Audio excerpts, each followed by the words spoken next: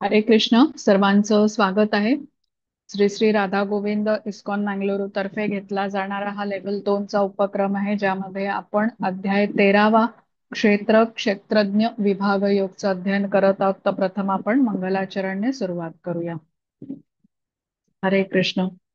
ओम अज्ञानतिमिरान्धस्य ज्ञानाञ्जनशलाकया चक्षुरुन्मीलितं येन तस्मै श्रीगुरवे नमः। श्रीचैतन्यमनोभीष्टं स्थापितं येन भूतले स्वयं रूप कदा मह्यं ददाति स्वपदान्तिकम्। हे कृष्ण करुणा सिन्धो दीनबन्धो जगत्पते गोपेश गोपिका कान्त राधाकान्त नमोऽस्तुते। तप्त काञ्चन गौराङ्गी राधे वृन्दावनेश्वरी वृषभानुसुते देवी प्रणमामि हरिप्रिये। नमः। ॐ विष्णुपदाय कृष्णप्रेष्ठाय भूतले श्रीमते भक्तिवेदान्त स्वामी इति नामिने। नमस्ते सारस्वते देवे गौरवाणी प्रचारिणे निर्विशेष शून्यवाद पाश्चात्य देशतारिणे। जय श्री कृष्ण चैतन्य प्रभु नित्यानंद श्री अद्वैत गदाधर श्रीवासादि गौर भक्त वृंद। हरे कृष्णा कृष्ण कृष्ण हरे हरे हरे राम राम राम हरे हरे। हरे कृष्ण. सर्वात प्रथम आपण श्रीला प्रभुपाद यांना साष्टांग प्रणाम करूया, ज्यांनी आपल्याला समजेल अशा शब्दामध्ये भगवद्गीता समजावून आपल्याला सांगितली. त्यांनी लिहिलेल्या साध्या सोप्या भाषेमुळे भगवद्गीतेचं ज्ञान आपण ग्रहण करू शकत आहोत. श्री श्री राधा गोविंद इस्कॉन मंगळुरूचे अध्यक्ष नामानिष्ठ दास प्रभूजी यांना सादर प्रणाम करूया, ज्यांनी हा अभ्यासक्रम आपल्यासाठी बनवला आणि झूमद्वारे सर्वांना उपलब्ध करून दिला. त्यामुळे घरी बसल्या या संधीचा आपण लाभ घेऊ शकत आहोत. अन्वय माताजींना प्रणाम करते, ज्यांनी मला भगवद्गीता शिकवली, तसंच प्रत्येक श्लोकाचा सखोल अर्थही समजावून सांगितला. इस्कॉनच्या पूर्ण टीमला धन्यवाद देते. त्यांच्या सहकार्यानेच आपल्याला हा वर्ग घेणं शक्य असतं. उपस्थित असणाऱ्या सर्व भक्तांना सादर प्रणाम आणि सर्वांचं परत एकदा स्वागत. तर आपण अध्याय 13वा बघतोय, क्षेत्रज्ञ विभाग योग. यामध्ये आपण 6 आणि 7 हा श्लोक मागच्या वेळेला पूर्ण केलेला होता. आपण थोडीशी आधीची उजळणी करू आणि मग आजच्या श्लोकाकडे वळूया.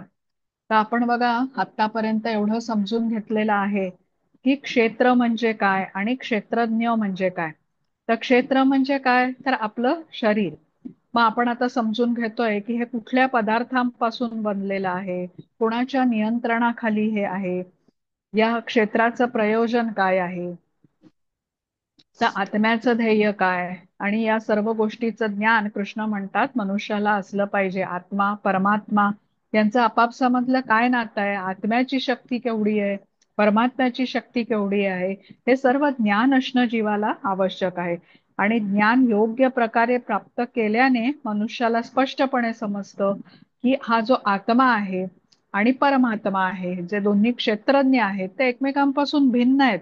आत्म्याची शक्ती ही परमात्म्याच्या शक्तीपेक्षा शक्तीच्या तुलनेमध्ये अत्यंत सूक्ष्म आहे. म्हणजे भगवंत आणि जीव हे एक समान नाहीयेत, हे आपल्याला समजून घेणं आवश्यक आहे. तर तसंच आता दोन क्षेत्रज्ञ जे आपण म्हटले, आत्मा आणि परमात्मा, यांच्यातला फरकही आपल्याला माहिती पाहिजे. दोन्ही क्षेत्रज्ञ तर आहेतच, पण आत्मा कसा आहे, तुलनात्मक दृष्ट्या परमात्म्याच्या पेक्षा अत्यंत सूक्ष्म आहे. आपण आत्म्याचा आकार म्हटलं होतं, केसाच्या टोकाचा 10,000वा भाग एवढा असतो. आणि परमात्मा म्हणजे अणु समान असतो आत्मा. आणि परमात्मा कसा असतो, विभू असतो. तसंच आत्म्याला ज्या शरीरात तो स्थित आहे त्या शरीराचं ज्ञान असतं, पण परमात्म्याला सर्व शरीरांचं ज्ञान असतं. म्हणजे सर्वज्ञ असा हा परमात्मा आहे. आत्मा या शरीराचा दुय्यम स्वामी असतो, पण परमात्मा या शरीराचा मूळ स्वामी म्हटलं जातो. आणि आत्म्याचं पतन होऊ शकतं, पण परमात्म्याचं पतन कधीही होऊ शकत नाही. म्हणजे आत्मा कसा आहे, कनिष्ठ असतो, सेवक असतो, आणि परमात्मा हा श्रेष्ठ असतो, स्वामी असतो. तसंच जीवात्मे किंवा आत्मा हे अगणित असतात, पण परमात्मा मात्र एकच असतो. तर हे झालं क्षेत्रज्ञ. दोन क्षेत्रज्ञ आपण म्हटले होते, त्यांच्याबद्दलचं आपण ज्ञान घेतलेलं आहे. आणि क्षेत्र म्हणजे आपण म्हटलं शरीर आहे. हे कसं बनलेलं आहे, तर 24 तत्वांच्या समूहाने हे शरीर बनलेलं आहे. ही 24 तत्व कुठली, तर पंचमहाभूत झाली, 5 ज्ञानेंद्रिय झाली, 5 कर्मेंद्रिय झाली आणि 5 इंद्रियांचे विषय झाले. हे एकूण मिळून 20 झाले.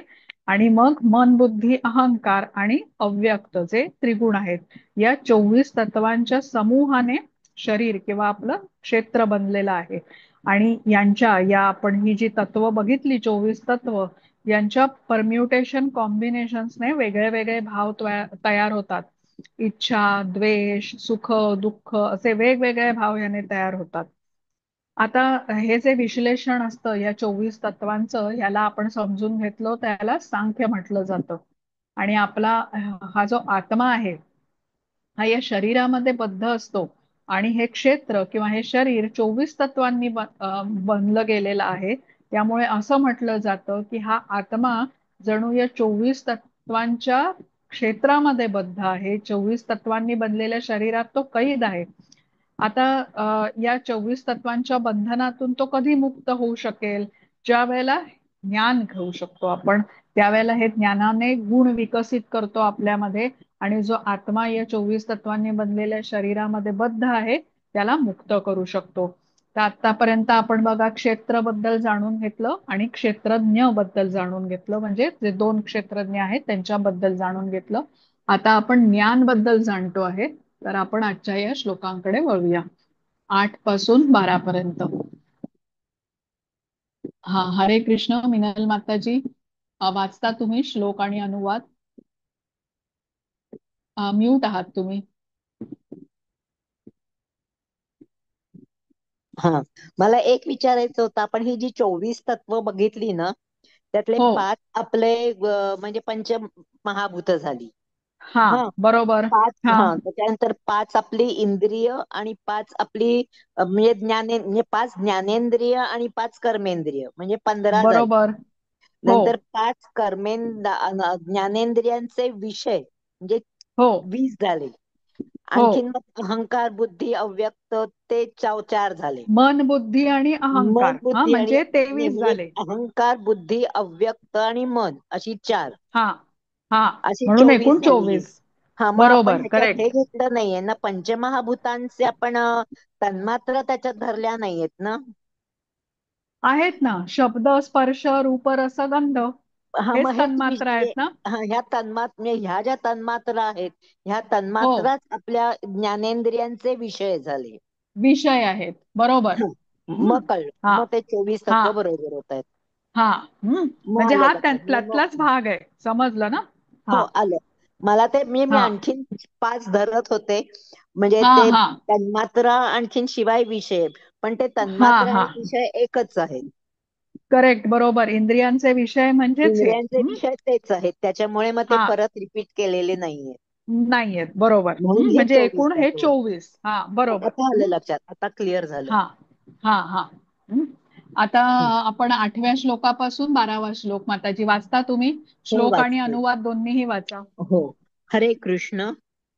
अमानित्वमदम्भि अमानित्वम अदम्भित्वम अहिंसा क्षान्तिरार्जवम् आचार्योपासनं शौचं स्थैर्यम् आत्मविनिग्रहः इन्द्रियार्थेषु वैराग्यम् अनहङ्कार एव च जन्म मृत्युजरा व्याधि दुःखदोषानुदर्शनम् असक्तिरनभिष्वङ्ग पुत्रदारगृहादिषु नित्यं च समचित्तत्वम् इष्टानिष्टोपपत्तिषु मयि चानन्ययोगेन भक्तिरव्यभिचारिणि विविक्तदेशसेवित्वम् अरतिर्जनसंसदि अध्यात्मज्ञाननित्यत्वम् तत्त्वज्ञानार्थदर्शनम् एतज्ज्ञानमिति प्रोक्तम् अज्ञानं यदतोऽन्यथा. हरे कृष्ण. थोडस मी फोडून वाचलं, म्हणजे आपल्याला हो. ह्याचा हो. अर्थ कळावा म्हणून थोडं फोडून हो. वाचलं मी. हरे कृष्ण. त्याचं हे वाचते आता. हा, अनुवाद. नम्रता, कारण ते बरेच आहेत म्हणून हळूहळू वाचते. नम्रता, निरहंकार, अहिंसा, सहनशीलता, सरळपणा, आध्यात्मिक गुरुला शरण जाणे, पावित्र्य, स्थैर्य, आत्मसंयमन, इंद्रिय विषयांचा त्याग, मिथ्या अहंकार रहित जन्म, मिथ्या मिथ्या अहंकार रहित म्हणजे अहंकार नाही, मिथ्या अहंकार नाही, जन्म, हम्म. मृत्यू, जरा, व्याधी इत्यादींमधील दुःखदोष जाणणे, अनासक्ती, घरदार, पत्नी, मुले, बाळे इत्यादींपासून अनासक्ती, इष्ट व अनिष्ट गोष्टींमध्येही समचित्त राहणे, माझी निरंतर आणि अनन्य भक्ती, एकांतवासात राहण्याची उत्कट इच्छा करणे, सामान्य लोकांपासून अलग होणे, आत्मसाक्षात्काराच्या महत्वाचा स्वीकार करणे आणि परमसत्याचा तत्वज्ञानात्मक शोध, हे सर्व ज्ञान आहे असे मी घोषित करतो. आणि या व्यतिरिक्त जे काही आहे ते सारे अज्ञानच आहे. हरे कृष्ण. हे जवळजवळ 22-23 झालेत. हो, 20 गुण आहेत ते निरं- गुण. हा. हो. हा. हा. तर आता आतापर्यंत बघा, आपण समजून घेतलं की हे जे शरीर आहे हे 24 तत्वांनी बनलेलं आहे. आधीच्या श्लोकामध्ये आपण ही कुठली 24 तत्व हेही समजून घेतली. हो. आणि आत्मा या शरीराच्या आतमध्ये बद्ध आहे 24 तत्वांनी बनलेल्या. आणि या हो. आत्म्याला या 24 तत्वांनी बनलेल्या शरीरातून मुक्त करायचं असेल तर काही गुण आपल्याला आपल्यामध्ये विकसित करावे लागतील. तर या हम्म. श्लोकात हे 20 गुण आपल्याला सांगितले आहेत, जे विकसित केल्याने आपल्या शरीरामध्ये बद्ध असलेल्या आत्म्याला आपण मुक्त करू शकतो. पुढे 16व्या अध्यायामध्ये दैवी गुण आणि म्हणजे दैवासुर संपत विभाग योग असंच अध्यायाचं नाव आहे. तिथेही दैवी गुण कृष्णांनी सांगितलेत आपल्याला. आणि तुम्हाला 12व्या अध्यायामध्ये पण कृष्णांनी भक्तामधले मला कुठले गुण हो. प्रिय आहेत ह्याच्याबद्दलही म्हटलेलं आहे कृष्णांनी. म्हणजे अशा प्रकारे वेगवेगळ्या अध्यायामध्ये हे गुण परत परत सांगितलेत. कारण या गुणांना आपण अंगी बाळगून आपल्यामध्ये तसं ते आचरण घडवून आणलं तर मग आपण भगवत धामापर्यंत पोहोचू शकतो. तर हे सर्व गुण आपण जसं म्हटलं हे भक्तामध्ये कधी येतात, जेव्हा भक्त भगवंतांच्या संपर्कामध्ये येतो तेव्हा हे गुण आपल्यामध्ये येतात. जसं आपण म्हटलं अग्नीचा गुण काय आहे, तप्तता आहे. तर एखादी गोष्ट आपण अग्नीच्या संपर्कात आणली की तीही तप्त होते. तसंच भक्त जेव्हा भगवंतांच्या संपर्कामध्ये येतो तेव्हा हे गुण भगवंतांपासूनच त्याच्यापर्यंत येऊ शकतात. आणि म्हणजे 12व्या अध्यायामध्ये आपण एक उदाहरण पण घेतलं होतं बघा, की हस्तिनापुरातून द्वारकेला जेव्हा कृष्णांचं आगमन होत असतंय, श्रीमद भागवतम मधला प्रसंग आहे, की सर्वांना कळावं म्हणून कृष्णांनी तिथे शंख फुंकतात ते. आणि या शंखावरती कृष्णांच्या ओठाचा स्पर्श झाल्याने त्यांच्या ओठाची लालिमा या शंखावर पसरते. तर हे अशा प्रकारे सर्व गुण हे भक्तांमध्ये भगवंतांच्या संपर्कात आल्याने त्यांच्यामध्ये प्रगट होतात किंवा ते दिसू लागतात. तर आता एकूण हे जे गुण आहेत ना हे थोडक्यात आपण समजावून घेऊ इथे. आणि गृहपाठ म्हणून तात्पर्य जे श्रीला प्रभुपादांनी लिहिलेलं आहे त्याच्यामध्ये प्रत्येक त्या गुणाबद्दल त्यांनी सविस्तर माहिती दिलेली आहे, ती आपण गृहपाठ म्हणून वाचू. तर आता पहिला गुण अमानित्व असं म्हटलेलं आहे. अमानित्व म्हणजे काय, की मान अपमान या गोष्टी आपण म्हटलं तर या शरीराच्या संबंधित गोष्टी आहेत बघा. आत्म्याचा ह्याच्याशी काही संबंध नाहीये. आत्म्यासाठी मान अपमान या गोष्टी निरर्थक आहेत. त्यामुळे अमानित्व हा जो गुण आहे हा आध्यात्मिक प्रगती करणाऱ्यांच्यासाठी अतिशय आवश्यक आहे. आणि हा जर का गुण नसेल म्हणजे मनुष्य मान अपमान या गोष्टींनी फार प्रभावित होत असेल तर तो त्याच्या आध्यात्मिक प्रगतीसाठी खूप बाधा बनतो. तसंच निरअहंकार, अहंकार रहित असणं ह्याचा अर्थ आपल्याला मिथ्या अहंकार रहित असण्यासाठी सांगितलेलं आहे. मिथ्या अहंकार म्हणजे काय, मी शरीर आहे असं मानणं. मी शरीर मानल्यामुळे मीच करता आणि मीच भोगता अशी वृत्ती असते. तर ही पण आध्यात्मिक प्रगतीमध्ये खूप मोठी बाधा बनते. त्यामुळे मिथ्या अहंकारापासून सुटका करून योग्य अहंकार आपल्याला ठेवायला पाहिजे. योग्य अहंकार काय आहे, की मी भगवंतांचा सेवक आहे, भगवंत स्वामी आहे तसं ठामपणे मानायचं. आणि मी सेवक असणं म्हणजे त्यांची सेवा करणं हे माझं कर्तव्य आहे. स्वतःला श्रेष्ठ मानणं आणि भगवंतांचं अस्तित्व नाकारणं ह्या कारणाने माणसाला गर्व येतो. आणि ज्या वेळेला व्यक्ती असं विचार करतो की मी पूर्णपणे भगवंतांच्या अधीन आहे, हे समजून घेतल्याने मग अमानित्व किंवा निरअहंकार असं आपल्यामध्ये गुण येतात. आता जो भगवंतांशी विद्रोह करत असतो म्हणजे अर्थातच तो मायेच्या अधीन असतो, हे आपल्याला समजून घेतलं पाहिजे. आता पुढचा गुण आहे अहिंसा. आता आपल्याला हे माहिती आहे की कोणाची हत्या न करणे म्हणजे अहिंसा, हा त्याचा सरळ सरळ अर्थ आहे. पण कोणाला दुःखामध्ये न टाकणे आणि कसं, आता हे हे कसं समजून घ्यायचं यालाही अहिंसा म्हटलेलं आहे. आता बघा, जे लोक स्वतःला शरीरच मानतात म्हणजे देहात्म बुद्धीमध्ये ते अडकलेले असतात, त्यामुळे ते दुःख भोगत असतात, मायाशक्तीच्या प्रभावाखाली असतात, मी शरीरच आहे मानल्याने. त्यांना या दुःखातून बाहेर निघण्याचा मार्ग देणे म्हणजे कृष्ण भावनेचं ज्ञान देणं, हे आत्म्याच्या दृष्टीने हे अहिंसा झालेली आहे, म्हणून याला अहिंसा म्हणतात. आता शांती, शांती म्हणजे काय, आध्यात्मिक प्रगती करण्यासाठी जी सहनशीलता आहे ना, त्याबद्दल इथे या गुणामध्ये सांगितलेलं आहे. अपमान सहन करायला शिकलं पाहिजे, असं भक्तांसाठी हा महत्वाचा गुण आहे. प्रल्हाद महाराजांचं उदाहरण आपण घेऊ शकतो इथे, की अत्यंत एवढ्या त्यांना कष्ट भोगावे लागले, यातना भोगाव्या लागल्या, किंवा पांडवांचंही घेऊ शकतो, पण ते अतिशय सहनशील राहिले. आपण 12वा अध्याय समजून घेताना शिक्षाष्टकम मधला एक श्लोक बघितला होता बघा, तृणादपि सुनीचेन तरोरपि सहिष्णुन अमानीन मानदेन कीर्तनीय सदा हरी. ज्याच्यामध्ये चैतन्य महाप्रभू काय म्हणतात की भक्ताने गवताच्या पात्याप्रमाणे विनम्र असायला पाहिजे. अनेक जण त्या गवतावरून चालत जातात, पण गवत मात्र सहनशील असतं. तरोरपि सहिष्णुन म्हणजे आता एखादा वृक्ष बघा, हा देत राहतो, सावली देतो, फुलं देतो, फळं देतो, जळण्यासाठी लाकूड सुद्धा देतो. कोणी त्याला छाटलं, कोणी त्याच्यावर दगड मारला फळं पडण्यासाठी खाली, तरी तो सहिष्णू असतो आणि सर्व काही तो देत राहतो. त्यामुळे जे भक्त असतो तो मान आणि अपमान यानेही विचलित होत नाही. आणि त्याचा त्याची वृत्ती असते तर कीर्तनीय सदाहरी, म्हणजे भगवत कीर्तनामध्ये मात्र तो सदैव रममाण असतो. तर हे सगळे भक्तासाठी, आध्यात्मिक प्रगती करणाऱ्या व्यक्तीसाठी अत्यंत महत्वाचे गुण आहेत. आर्जवम हा पुढचा गुण आहे. आर्जवम म्हणजे काय, निष्कपटता हवी, प्रांजळपणा हवा.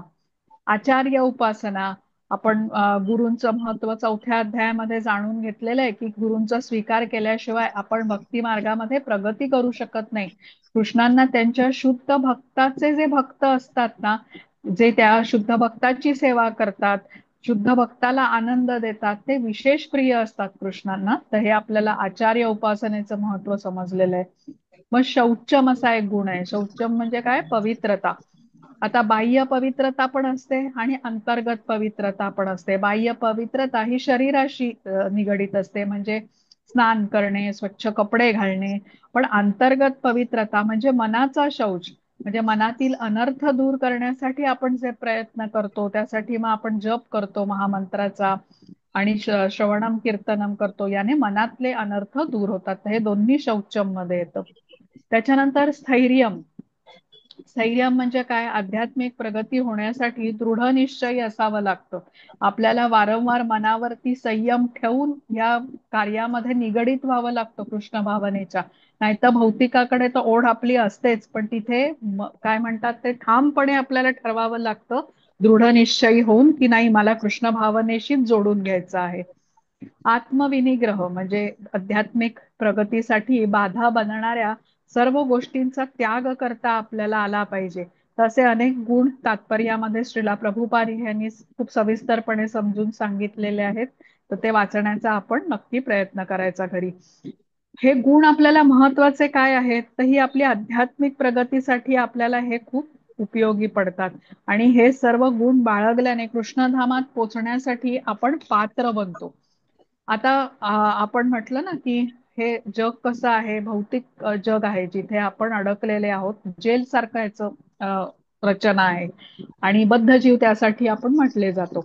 आता एखादा व्यक्ती आहे जो ह्या जेलमध्ये मिळणाऱ्या काही सुखसुविधा ज्या असतील ना, त्यातच तो जर का आनंदी असेल तर त्याला जेलच्या बाहेर पडावं असं वाटणार नाही.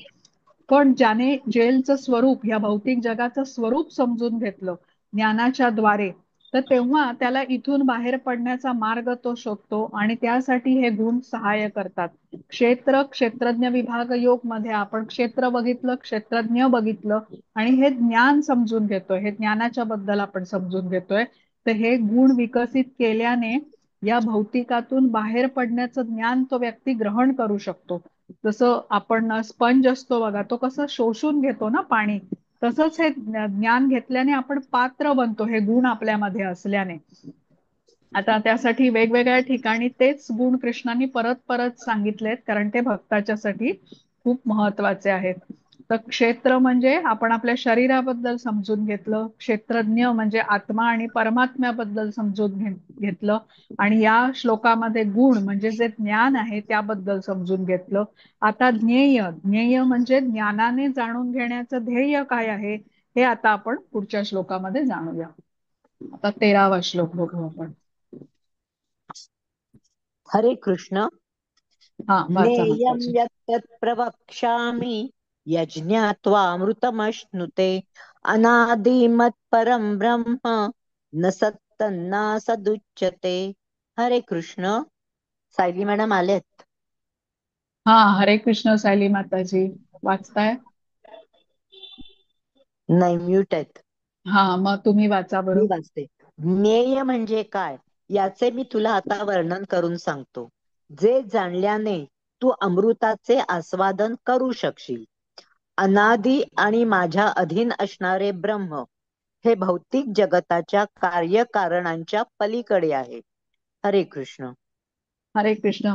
आता ज्ञान प्राप्त करण्यासाठी महत्व गुण सांगितल्यानंतर याद्वारे काय जाणू शकतो, तर ज्ञेय म्हणजे ज्ञानाने जाणून घ्यायचं ध्येय काय आहे याबद्दल कृष्णांनी सांगितलं. ज्ञानाचं ध्येय काय आहे, तर आत्मा कोण आहे, परमात्मा कोण आहे, हे आपण जाणून घेतलं पाहिजे. आत्म्या आणि परमात्म्याचं नातं काय आहे, म्हणजे क्षेत्रज्ञाला जाणून घेणं हे ज्ञानाचं ध्येय किंवा ज्ञेय म्हटलेलं आहे. प्रथम क्षेत्रज्ञ का कोण आहे, आत्मा आहे. तर तो कसा असतो, नित्य आहे की तो नश्वर आहे, हे आपल्याला समजलं पाहिजे. तो प्रकृतीचा अंश आहे का कृष्णांचा अंश आहे, हेही जाणून घेतलं पाहिजे. तसंच परमात्म्याबद्दलही जाणलं पाहिजे या ज्ञेयाच्या द्वारे. आता आपण दुसऱ्या अध्यायामध्ये शिकलो होतो बघा, आत्म्याचे गुणधर्म आपण त्याच्यामध्ये समजून घेतलेले होते, की हा आत्मा कसा आहे, नित्य आहे. त्याच्यानंतर या आत्म्याला कोणी अग्नीने जाळू शकत नाही, वाऱ्याने सुकवू शकत नाही, कोणी याचे तुकडेही करू शकत नाही, असे विविध गुणधर्म आत्म्याचे शिकले होते. त्याचा आत्म्याचा कधी नाश होत नाही. तसंच या आत्म्याला इथे या श्लोकामध्ये अनादि असं म्हटलेलं आहे बघा. अनादि मत परम ब्रह्म. ह्याचा अर्थ काय, म्हणजे अनादि का म्हटलेलं आहे, कारण या आत्म्याचा विशिष्ट असा जन्मकाळ नाहीये. तसंच जीवात्मा भगवंतांचा अंश आहे, म्हणजे भगवंतांपासूनच तो आलेला आहे, पण तो नेमका केव्हा व्यक्त झाला हे कोणी सांगू शकत नाही. भगवंतांपासून तो आत्मा वेगळा कधी झाला हे नक्की आपण सांगू शकत नाही, त्यामुळे त्याला अनादि म्हटलेलं आहे. हा आत्मा भगवंतांचा अंश असल्यामुळे सच्चित आनंद आहे. सत म्हणजे कसं आहे, कधी त्याचा नाश होत नाही, शाश्वत स्वरूपाचा आहे. चित म्हणजे ज्ञानाने परिपूर्ण आहे आणि आनंद म्हणजे आनंदाने परिपूर्ण आहे. तर या श्लोकामध्ये अनादिमत परम ब्रह्म हे शब्द जे आलेले आहेत, त्यातील ब्रह्म हा शब्द जीवाला उद्देशून वापरलेला आहे. कारण जीवात्मा सुद्धा अनादि आहे, सच्चित आनंद आहे. आणि इथे श्रीला प्रभुपाद सांगतात की जीव जो असतो ना, म्हणजे आत्मा आपला हा ब्रह्म जरी असला ना, तरी तो आनंद ब्रह्म नसतो, त्याला विज्ञान ब्रह्म म्हटलेलं आहे. विज्ञान ब्रह्म म्हणजे काय, ज्याला मूळ स्वरूप स्थितीचं ज्ञान आहे की मी भगवंतांचा सेवक आहे आणि त्याप्रमाणे त्याचं आचरण असतं, त्यावेळेला त्याला विज्ञान ब्रह्म म्हटलेलं आहे. विज्ञान म्हणजे असं ज्ञान की जे प्राप्त करून मनुष्य कर्मबंधनातून मुक्त होऊ शकतो, अशा ज्ञानाला विज्ञान म्हणतात. आणि ह्याचं आचरण करणाऱ्या आत्म्याच्या स्थितीला विज्ञान ब्रह्म म्हटलेलं आहे. आनंद ब्रह्म हे परिपूर्ण म्हणजे परमात्म्याच्या संबंधित शब्द आलेला आहे हा. आता 14वा बघू आपण. हा, हरे आनंद कृष्ण. ब्रह्म हे परमात्म्याचं ना? हा, आनंद ब्रह्म हे परमात्म्याच्या संबंधी आणि विज्ञान ब्रह्म हे आत्म्याच्या संबंधी. हम्म.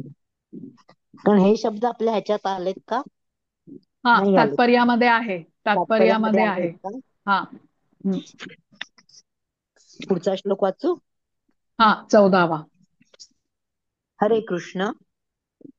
सर्वतः पाणिपादं तत् सर्वतोक्षिशिरो मुखम् सर्वतः श्रुतिमल्लोके सर्वमावृत्य तिष्ठति. हरे कृष्ण. हरे कृष्ण. हा. सर्वत्र त्यांचे हात, पाय, नेत्र, मस्तके, मुखे आणि कान आहेत. या प्रकारे परमात्मा सर्व व्यापून आहे. हरे कृष्ण. हरे कृष्ण. आता 13व्या श्लोकामध्ये कृष्णांनी जीवात्म्याच्या बद्दल सांगितलं आणि या श्लोकामध्ये आता परमात्म्याच्या बद्दल कृष्ण सांगतायत. पुढचे काही श्लोक आपण म्हणजे अनुवाद वाचले ना की आपल्याला वाटतं की परमात्मा हा निराकार आहे, पण तात्पर्यामध्ये श्रीला प्रभुपाद स्पष्ट करून सांगतात की परमात्मा निराकार नाही. 14व्या श्लोकामध्ये कृष्णांच्या सर्वव्यापी रूपाबद्दल सांगितलेलं आहे. जिथे उल्लेख कसा आहे, सर्वम आवृत्य तिष्ठती असं म्हटलेलं आहे. आता जसं एक सूर्य असतो, तो एका ठिकाणी स्थित असला तरी त्याचा प्रकाश किरण हे सर्वत्र प्रसारित करतो तो. तसंच कृष्ण हे गोलोक वृंदावनामध्ये जरी स्थित असले तरी परमात्मा म्हणून ते सर्व व्याप्त आहेत. अगदी ब्रह्मदेवापासून सूक्ष्म कीटकामध्येही ते परमात्मा म्हणून स्थित आहेत. आता हे जे वर्णन आहे ना अनुवादामध्ये बघा काय लिहिलेलं आहे, त्यांचे हात, पाय, नेत्र, हम्म. मुखे, कान व्यापून ते आहेत. तर यावरून आपण काय समजून घ्यायचंय की कृष्णांची इंद्रिय कशी आहेत, भौतिक स्वरूपाची नाहीये, दिव्य स्वरूपाची आहे. कृष्णांचं शरीर हे आध्यात्मिक किंवा दिव्य स्वरूपाचं म्हटलं जातं. आपल्यासारखं ते नश्वर नाहीये. आपलं शरीर हे नाशवंत असतं, भौतिक स्वरूपाचं असतं. तशीच ते इंद्रियांचं स्वरूपही मर्यादित क्षमतेची आपली इंद्रिय असतात, कारण त्यांचं भौतिक स्वरूप असतं. कृष्णांची इंद्रिय दिव्य स्वरूपाची असल्याने त्यांची अमर्याद क्षमता असते. जसं आता कृष्ण गोलोकात स्थित आहेत, पण कोणी भक्ताने कृष्णांना जर का पत्रम पुष्पम फलम तोयम हे प्रेमपूर्वक अर्पण केलं, तो गोलोकामध्ये स्थित असूनही कृष्ण त्याचा स्वीकार करू शकतात. ही त्यांची अमर्याद अशी शक्ती आहे. कृष्ण गोलोकधामामध्ये लीला जरी करीत असले तरी त्याचबरोबर ते सर्व भौतिक जगातही सर्व व्याप्त आहेत. ही त्यांची अचिंत्य अशी शक्ती आहे, ज्याबद्दल आपल्याला समजणं अवघड आहे, पण हे सत्य आहे. तर हे आपण ह्या श्लोकाचं तात्पर्य वाचूया जरा, म्हणजे आपल्याला जे अधिक स्पष्ट होईल. हो वाचता माताजी हो 14चं हो 14व्याचं. हो हो. हरे कृष्ण. ज्याप्रमाणे सूर्य आपल्या अमर्याद किरणांना प्रसारित करून स्थित असतो, त्याचप्रमाणे परमात्मा किंवा भगवंतही करतात. ते आपल्या सर्वव्यापी रूपाद्वारे स्थित असतात आणि त्यांच्या ठायी ब्रह्मदेवापासून ते सूक्ष्म कीटकांपर्यंत सर्व जीव स्थित आहेत. त्यांची असंख्य मस्तके, पाय, हात आणि नेत्र आणि असंख्य जीव आहेत. हे सर्व जीव परमात्म्याच्या ठायी आणि परमात्म्यावर स्थित आहेत. म्हणून परमात्मा सर्व व्यापी आहे. तरीही जीव म्हणू शकत नाही की माझे हात आणि पाय आणि नेत्र हे सर्वत्र आहेत. हे शक्य नाही. जर त्याला वाटले की केवळ अज्ञानामुळे आपल्याला माहित नाही की आपले हात, पाय इत्यादी सर्वत्र पसरलेले आहेत, परंतु जेव्हा आपल्याला योग्य ज्ञान प्राप्त होईल तेव्हा आपल्याला ती अवस्था प्राप्त होईल, तर त्यांचे ज्ञान हे विसंगत आहे. याचा अर्थ आहे की भौतिक प्रकृतीद्वारे बद्ध झालेला जीव हा परब्रह्म नाही. परब्रह्म हे जीवाहून भिन्न आहे. परमात्मा आपल्या हाताचा अमर्याद विस्तार करू शकतो, परंतु जीव असे करू शकत नाही. भगवद्गीतेत भगवंत सांगतात की मनुष्याने त्यांना फूल, फळ किंवा थोडेसे पाणी जरी अर्पण केले तरी भगवंत त्याचा स्वीकार करतात. जर भगवंत अत्यंत दूर असतील तर मग हे स्वीकार तर मग हे सर्व कसे स्वीकार करू शकतात? हेच भगवंतांचे सर्व शक्तिमान रूप आहे. जरी ते आपल्या पृथ्वीपासून अत्यंत दूर अशा धामात वास करीत असले तरी मनुष्याने अर्पिलेल्या वस्तूंचे स्वीकार करण्याकरता ते आपले हात कुठेही पसरवू शकतात. हीच त्यांची शक्ती आहे.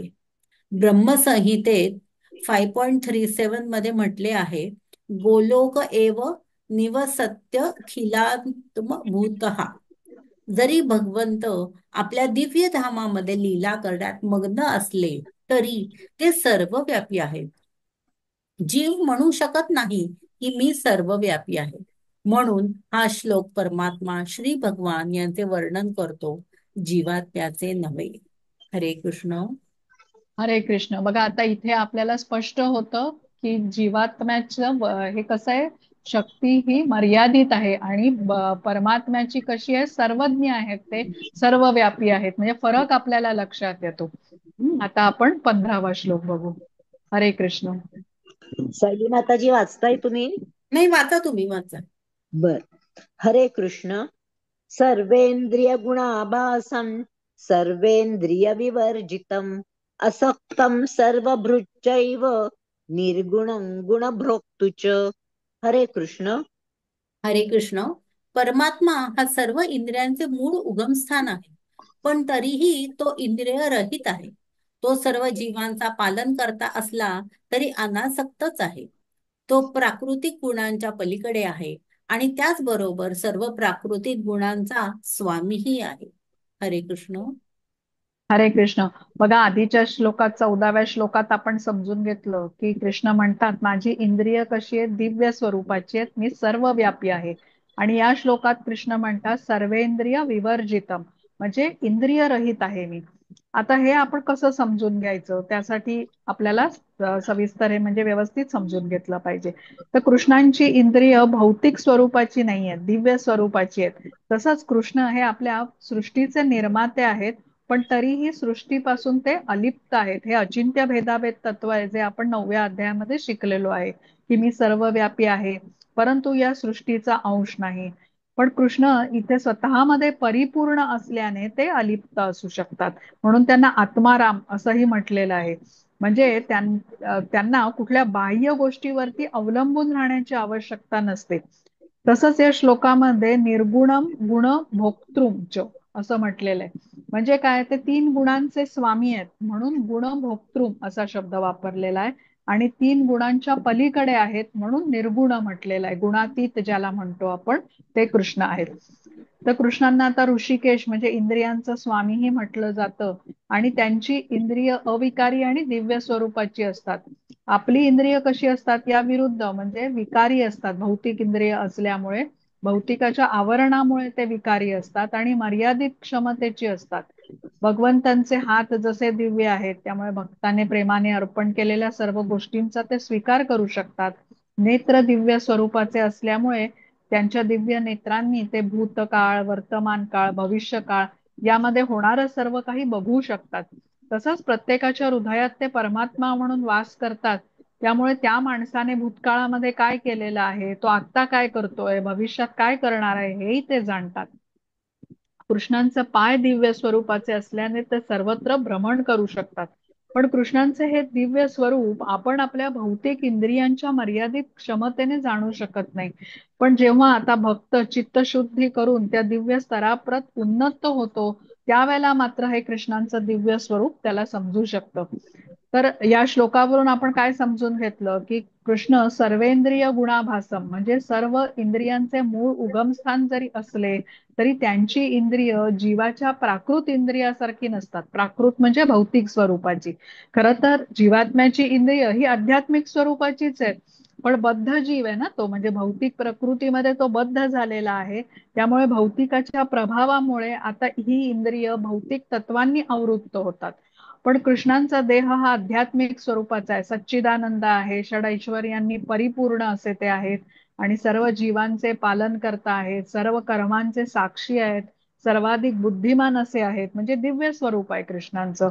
आणि आपण जरी त्यांचं मस्तक, मुख किंवा पाय इत्यादी पाहू जरी शकत नसलो ना, तरी ते सर्व इंद्रियांनी युक्त आहेत हे आपल्याला समजून घेतलं पाहिजे.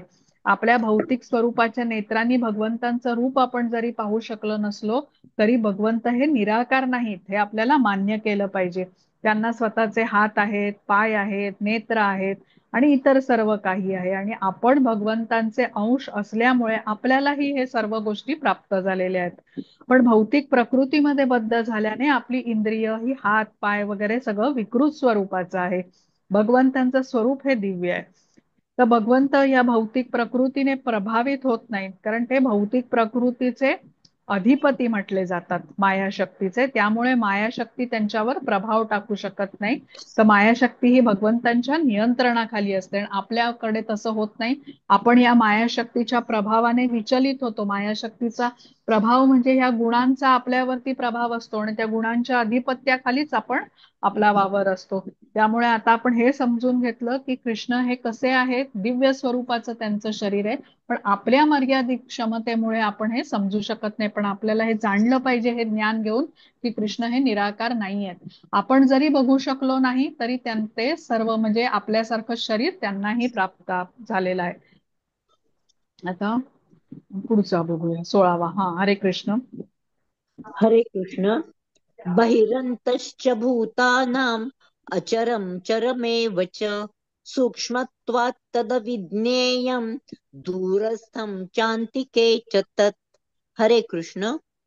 हरे कृष्ण. परम सत्य हे सर्व चराचर प्राणी मात्रांच्या अं- अंतरात आणि बाहेर आहे. ते सूक्ष्म असल्यामुळे भौतिक इंद्रियांच्या पाहण्याच्या किंवा जाणण्याच्या ग्रहण शक्तीच्या पलीकडे आहे. ते जरी अत्यंत दूर असले तरी ते सर्वांच्या जवळही आहेत. हरे कृष्ण. हरे कृष्ण.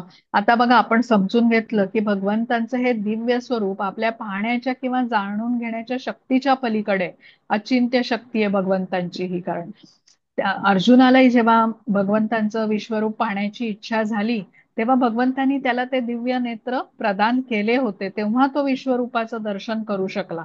तर आपलं मन आहे किंवा इंद्रिय आहे हे सर्व भौतिक प्राकृत स्वरूपाचं असल्यामुळे आपण कृष्णांना जाणू शकत नाही याद्वारे.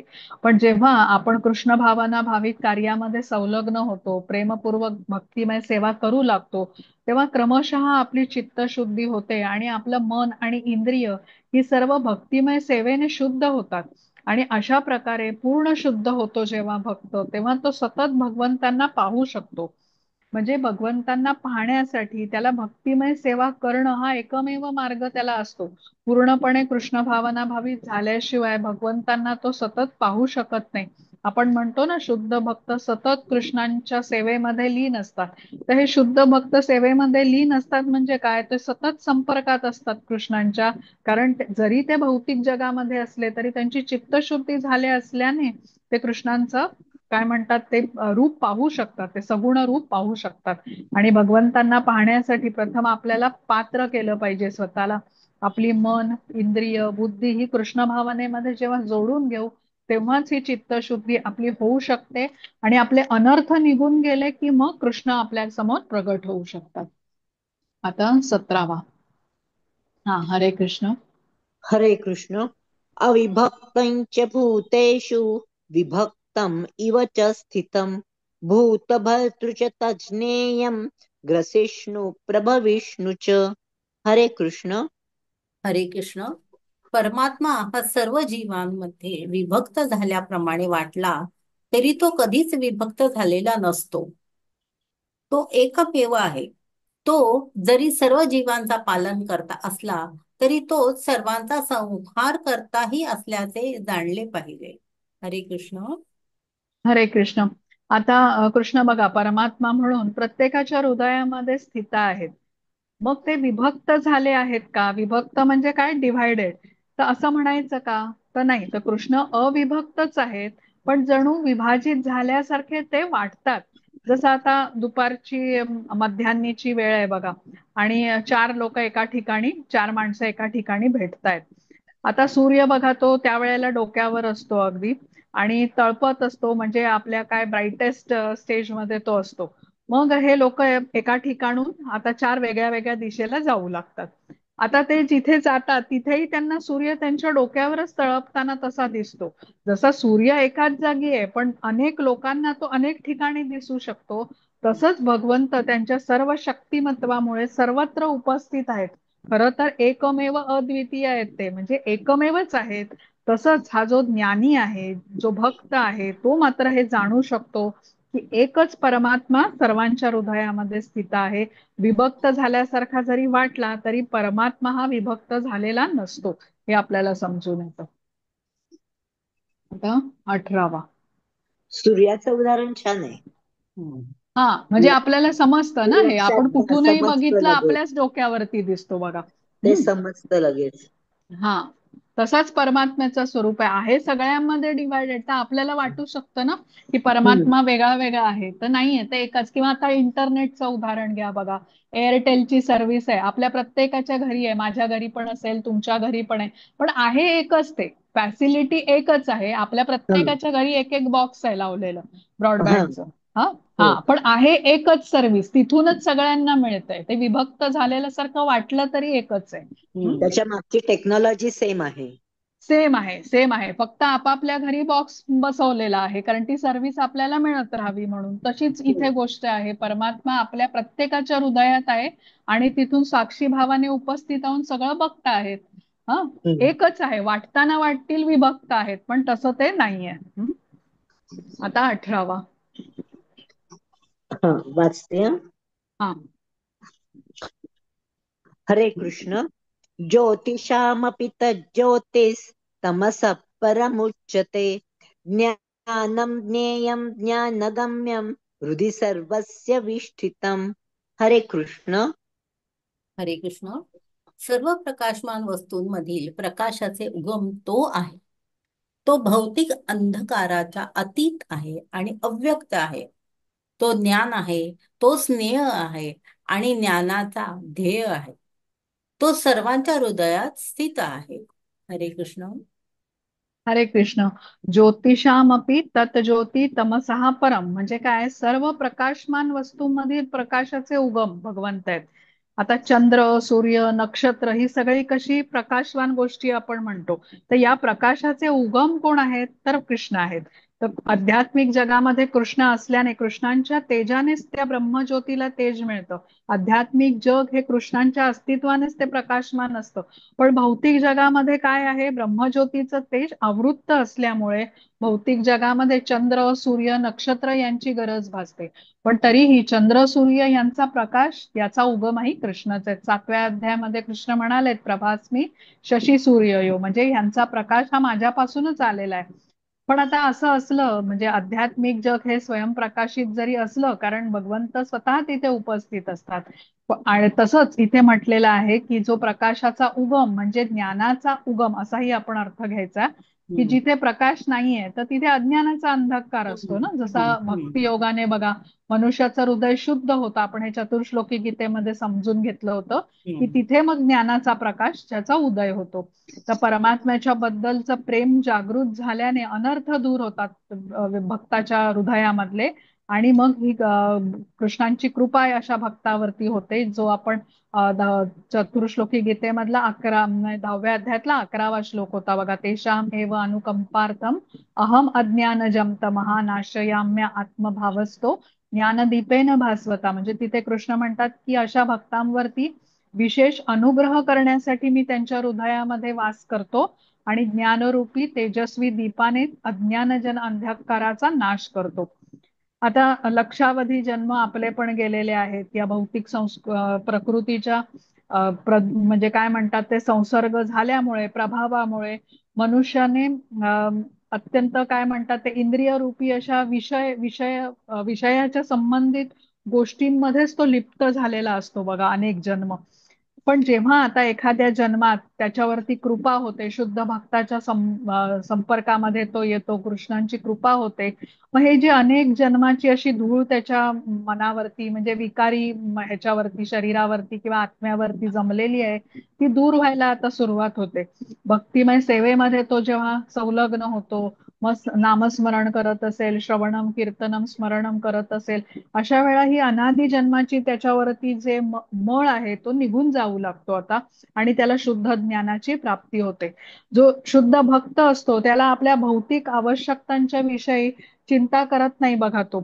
आपण माधवेंद्र पुरींची गोष्ट ऐकली, आठवत असेल तुम्हाला, तर ते वृंदावनामध्ये गेले होते आणि सतत नामस्मरणच ते करत होते, आणि मग बालक स्वरूपामध्ये कृष्ण येऊन त्याला ते लोटाभर दूध देऊन जातात आणि मी परत घेऊन जाईन भांड म्हणून सांगतात, आणि मग त्या ह्याच्या शोधामध्ये ते इथे तिथे विचारतात, पण तो कोणालाच बालक त्याबद्दल माहिती नसते, आणि मग स्वप्नात येतात बघा कृष्ण. तर माझी मूर्ती गोवर्धन पर्वतामध्ये काट्या कुट्यामध्ये अडकलेली आहे, त्याचं तू परत प्रतिष्ठापना कर, असं त्यांना आदेश देतात. म्हणजे सांगण्याचा उद्देश काय, तर जे भगवत भक्त असतात, शुद्ध भक्त असतात, त्यांना स्वतःच्या भुकेची काळजी नसते, कारण त्यांच्या सगळ्या आवश्यकता भगवंत पूर्ण करत असतात. असा भक्त अंतःकरणामधून अनर्थांचा नाश झालेला असल्यामुळे कृष्णांच्या प्रेममयी भक्तिमय सेवेमध्ये इतका लीन असतो की तो सर्व काही तो आपलं कृष्णांना अर्पण करतो. आणि अशा भक्ताचं योगक्षेम कृष्ण पुरवत असतात. सगळं दायित्व कृष्ण घेतात अशा भक्ताचं. जे भगवद्गीतेच्या उपदेशांचं आपल्याला महत्व सांगितलेलं आहे ना, अनन्य चिंतयन्तो माम ये जना पर्युपासते तेषां नित्याभियुक्तानां योगक्षेम वहाम्यहम्. म्हणजे ज्याने अनन्य भक्तीमध्ये स्वतःला वाहून घेतलेला आहे, त्या अशा भक्ताला आपल्या उदरनिर्वाहाची काळजी करण्याची गरजच नाही, पूर्ण कृष्ण जबाबदारी घेतात. आता भगवद्गीताच्या अध्ययनाच्या द्वारे मनुष्य भगवंतांना जेव्हा पूर्णपणे शरण जातो, शुद्ध भगवत भक्तीमध्ये युक्त होतो, आणि तेव्हा अशा भक्तांचा भार भगवंत आपल्यावरती घेतात, तेव्हा तो सर्व प्रकारच्या भौतिक प्रयासातून असा भक्त म्हटलेला आहे पूर्णपणे मुक्त होतो. हेच ज्ञानाचं ध्येय आहे. ज्ञानाचं ध्येय म्हणजे काय, ज्ञेय, ज्ञानाने जाणून घ्यायचं काय आहे, तर हे जाणून घ्यायचंय. म्हणून ज्ञानम, ज्ञेयम आणि ज्ञानगम्यम असे शब्द जे आलेत बघा. ज्ञानगम्यम म्हणजे ज्ञानाने काय प्राप्त होतं, तर ते म्हणजे हे. तर आता आपण तीन क्षेत्राबद्दल जाणून घेतलं बघा, क्षेत्रज्ञ बद्दल जाणून घेतलं, ज्ञान बद्दल जाणून घेतलं, ज्ञेय बद्दल जाणून घेतलं, आणि ज्ञानगम्यम जो असा इथे शब्द आहे बघा, तर दुसऱ्या ओळीमध्ये ज्ञानम, ज्ञेयम, ज्ञानगम्यम, तर या सर्व गोष्टींबद्दल आपण जाणून घेतलं. आतापर्यंत शंका आहे का, कोणाला समजलं का माताजी हे इथपर्यंत? परत सांगता?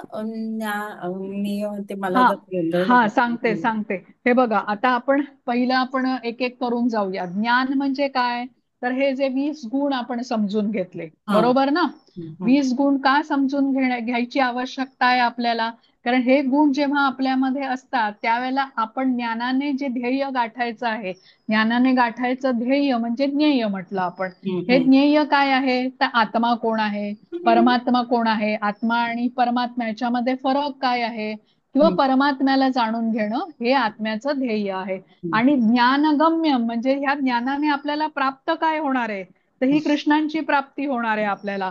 म्हणजे शुद्ध भक्त आपण बनणार आहोत, आणि जेव्हा शुद्ध भक्त या स्टेजला तो भक्त प्रगती करेल, तेव्हा त्याचं दायित्व हे कृष्ण घेणार आहेत.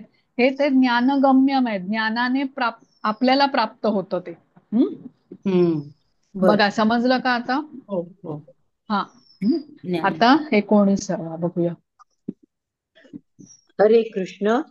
इति क्षेत्रं तथा ज्ञानं ज्ञेयं चोक्तं समासतः मद्भक्त एतद्विज्ञाय मद्भावायोपपद्यते. हरे कृष्ण. हरे कृष्ण. याप्रमाणे क्षेत्र म्हणजे देह, ज्ञान आणि ज्ञेय यांचे संक्षिप्त वर्णन मी तुला सांगितले. केवळ माझा भक्तच हे पूर्णपणे जाणून माझ्या स्वभावाला प्राप्त होऊ शकतो. हरे कृष्ण. हरे कृष्ण. बघा, आता आपण क्षेत्र म्हणजे शरीराबद्दल जाणलो, क्षेत्र आणि क्षेत्रज्ञ यातला फरक जाणला, त्यांचं स्वरूप जाणून घेतलं, आपापसातला फरक जाणला, त्यांचं स्वरूप जाणलं म्हणजे ज्ञान पण घेतलं. आणि ज्ञानाने काय जाणायचं, तर ज्ञेय याचं पण वर्णन ऐकलं. आता ज्ञाता, ज्ञाता म्हणजे कोण आहे, ज्ञान घेणारा. आणि ज्ञेय म्हणजे ज्ञानाने काय प्राप्त करायचंय ते ध्येय. तसंच ज्ञानमार्ग, यांना एकत्रितपणे विज्ञान म्हटलं गेलेलं आहे. बघा, परत एकदा सांगते हा, म्हणजे आपल्याला क्लिअर होईल. पहिलं म्हणजे आपण काय सांगितलं, की क्षेत्र, क्षेत्र म्हणजे शरीर, क्षेत्र आणि क्षेत्रज्ञ यातला फरक जाणायचं. यांचं स्वरूप जाणणं म्हणजे काय, ह्याला ज्ञान म्हटलेलं आहे. आणि ज्ञानाने काय जाणायचं, ते ज्ञेय. इथपर्यंत आता आपल्याला समजलं होतं. आता ज्ञाता, ज्ञाता म्हणजे कोण, ज्ञान घेणारा. ज्ञेय म्हणजे ज्ञानाने प्राप्त करायचं ते ध्येय. आणि ज्ञान मार्ग म्हणजे कुठल्या मार्गाने हे सर्व जाणायचं, यांना एकत्रितपणे विज्ञान म्हटलेलं आहे. आता आधीच्या श्लोकात आपण जाणलं की कृष्णांच्या कृपेने कृष्ण भक्तांना हे परिपूर्ण ज्ञान प्राप्त होतं, की जीव म्हणजे कोण आहे, परमात्मा म्हणजे कोण आहे, जीवाचा आणि परमात्म्याचा आपापसातला संबंध काय आहे, म्हणजे जे स्वरूप जाणतो आपण, स्वरूप ज्ञान. हे ज्ञान प्राप्त होण्यासाठी भगवंतांची कृपाच लागते. आता इतर जण हे सत्य जाणण्यास असमर्थ असतात. बद्ध जीव हे असमर्थ असतात, कारण बद्ध जीव जोपर्यंत कृष्ण भावना भावित कार्यात संलग्न होत नाही तोपर्यंत हे ज्ञान प्राप्त होण्याची शक्यताच नसते. म्हणून स्वतःला कृष्णांच्या भक्तीमध्ये जोडून घेणं ही पहिली पायरी झाली, ज्याच्यामुळे क्रमशः त्या व्यक्तीची अनर्थ निवृत्ती होऊ शकते आणि मग परमसत्याचं जे स्वरूप आहे ते तो जाणू शकतो. तर जेव्हा आपण भक्तीच्या सर्वोच्च पायरीची म्हणजे प्रेम भक्ती या स्तरापर्यंत पोचतो, तेव्हा आपल्याला ह्या परमसत्य पूर्ण ज्ञात होऊ शकतं. म्हणजे ज्या भक्तीच्या 9 पायऱ्या आहेत बघा, पहिली श्रद्धा आहे, मग साधू संग आहे, भजन क्रिया, त्यानंतर अनर्थ निवृत्ती येते आणि मग निष्ठा, रुची, आसक्ती, भावभक्ती आणि प्रेमभक्ती. यामध्ये ही जी चौथी पायरी आहे ना, अनर्थ निवृत्ती, ही पायरी पार करणं सगळ्यात कठीण आणि सगळ्यात जास्त वेळ घेणारी असते. ही पार करण्यासाठी अधिकाधिक आपण श्रवणम केलं पाहिजे, स्मरणम केलं पाहिजे, कीर्तनम केलं पाहिजे आणि हे जेवढं अधिक करू तेवढे ते अनर्थ आपल्यामध्ये दूर होत जातील. अनर्थ असल्यामुळे श्रवणम, कीर्तनम, स्मरणम करण्यामध्ये आपलं लक्ष लागत नाही, मन लागत नाही. पण मन लागत नाही म्हणून हे करणं सोडून न देता मनाला परत परत या श्रवणम कीर्तनम मध्ये ओढून आणण्याचा प्रयत्न करत राहायला हवं. जसं की आपण म्हणतो की जप करताना मन लागत नाही, मन इकडे तिथे भरकटतं, पण या भरकटणाऱ्या मनाला परत जपाच्या क्रियेमध्ये ओढून आणण्याचा सराव आपल्याला सतत करत राहायला हवा. मन भरकटतं म्हणून जप करणं सोडून न देता मनाला आवरून घेऊन एकाग्र होण्याचा प्रयत्न सतत करत राहायला हवा. आणि हाच मार्ग दिलेला आहे आपल्याला, हेच आपल्या प्रगतीच्या दिशेने आपल्याला म्हणजे दिशेने नेणारा गोष्ट आहे ही. अनर्थ निवृत्तीची ही पायरी ओलांडली की मग भगवंतांच्या प्रति निष्ठा, रुची, आसक्ती वाढते आणि मग भाव या स्टेज पर्यंत, पातळीपर्यंत आपण प्रगती करू शकतो. त्यानंतर मग शेवटची पायरी प्रेमभक्तीची गाठू शकतो. तर जेव्हा अशा प्रकारे भक्त एक एक पायरी चढत अंतिम स्तरापर्यंत उन्नत होतो, तेव्हा त्याला शुद्ध भक्त किंवा अनन्य भक्त तो म्हटला जातो. आणि या अनन्य भक्तालाच आता क्षेत्रज्ञ याचं ज्ञान प्राप्त होऊ शकतं, म्हणजे यथार्थ रूपाने त्याला हे समजतं. असा हा भगवत भक्त परमलक्षाची प्राप्ती करू शकतो. परमलक्ष मनुष्य जीवनाचं म्हटलंय श्रीकृष्णांची प्राप्ती करणं, तर त्यासाठी आता तो पात्र बनतो. तर याआधी पण आपल्याला हे सांगितलंय कृष्णांनी बघा, 2 श्लोक येऊन गेलेले आहेत. एक 11व्या अध्यायातला जो 55वा श्लोक आहे आणि 8व्या अध्यायामधला 22वा श्लोक, यामध्येही कृष्ण याबद्दल बोललेले आहेत. तर आपण एकदा ही उजळणी करूया, ते दोन्ही श्लोक वाचूया म्हणजे आपल्याला लक्षात राहतील. वाचताय मीनल माताजी? हे 8व्या आधी ते अध्यायातला वाचायला 22वा. हा हे पुढचं आधी वाचायला हवेत का आधीच? हा आता मागचे पहिल्यांदा मला हो, 8व्या अध्यायातला 22वा श्लोक वाचा. म्हणूनच विचारलं की आधी ते हो वाचूया का. हो, ते उजळणी करूया म्हणजे आपल्याला हं, लक्षात राहील की कृष्ण अधिक अनन्य भक्ताबद्दलही बोललेले आहेत. हं. एक मिनिट काढते. हो 22.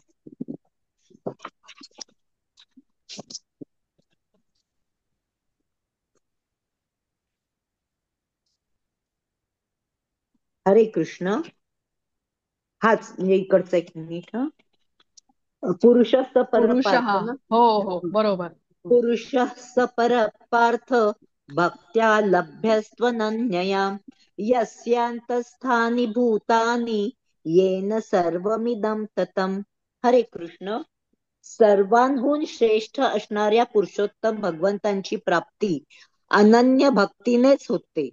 ते जरी आपल्या धामामध्ये विराजमान असले तरी ते सर्वव्यापी आहेत आणि सर्व काही त्यांच्या ठायी स्थित आहे. हम्म. हा, इथेही आपल्याला समजलं. आणि 11व्या अध्यायातला 55वा श्लोक. हं.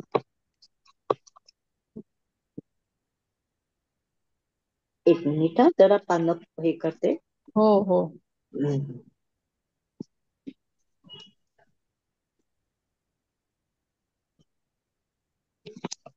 शेवटचाच म्हणजे आपला तो हो, शेवटचा बरोबर. महत्वाचाच आहे ना म्हणजे श्लोक. हो, हा सगळ्यात महत्वाचा आहे सगळ्यात भक्ती योगातला. महत्वाचा आहे. हरे कृष्ण. मत्कर्म कृन्मत परमो मद्भक्त संगवर्जितः निर्वैर सर्वभूतेषु यस्य मामेति पांडव. हरे कृष्ण. त्याचं हे आहे, हा, हे अर्जुना, अनुवाद. जो सकाम कर्म आणि तर्कवादाच्या संघातून मुक्त होऊन माझ्या विशुद्ध भक्तीमध्ये संलग्न होतो, जो माझ्या प्रित्यर्थ काम करतो, मला आपल्या जीवनाचे परम लक्ष्य मानतो आणि सर्व प्राणी मात्रांशी मित्रत्वाने वागतो, तो निश्चितपणे मला प्राप्त होतो. हरे हा कृष्ण. हरे कृष्ण. म्हणजे इथे मार्ग पण सांगितला कृष्णांनी. अनर्थ हो. निवृत्ती जेव्हा दूर होते मनुष्यामधली, तर त्यावेळेला मग भगवंतांच्या प्रती निष्ठा उत्पन्न होते आणि मग तो प्रगती वेगाने करू लागतो. अनर्थ निवृत्ती ही सगळ्यात मोठी बाधा म्हटली जाते. आणि इथे कसं कडू औषध घेण्यासारखा उपाय सांगितलाय बघा, की कुठला आपल्याला क्रॉनिक एखादी व्याधी असेल तर ती दूर करण्यासाठी आपल्याला कडू औषध दिलं जातं. तर तो घ्यायचा पण आपल्याला कंटाळा येतो त्याच्या चवीमुळे.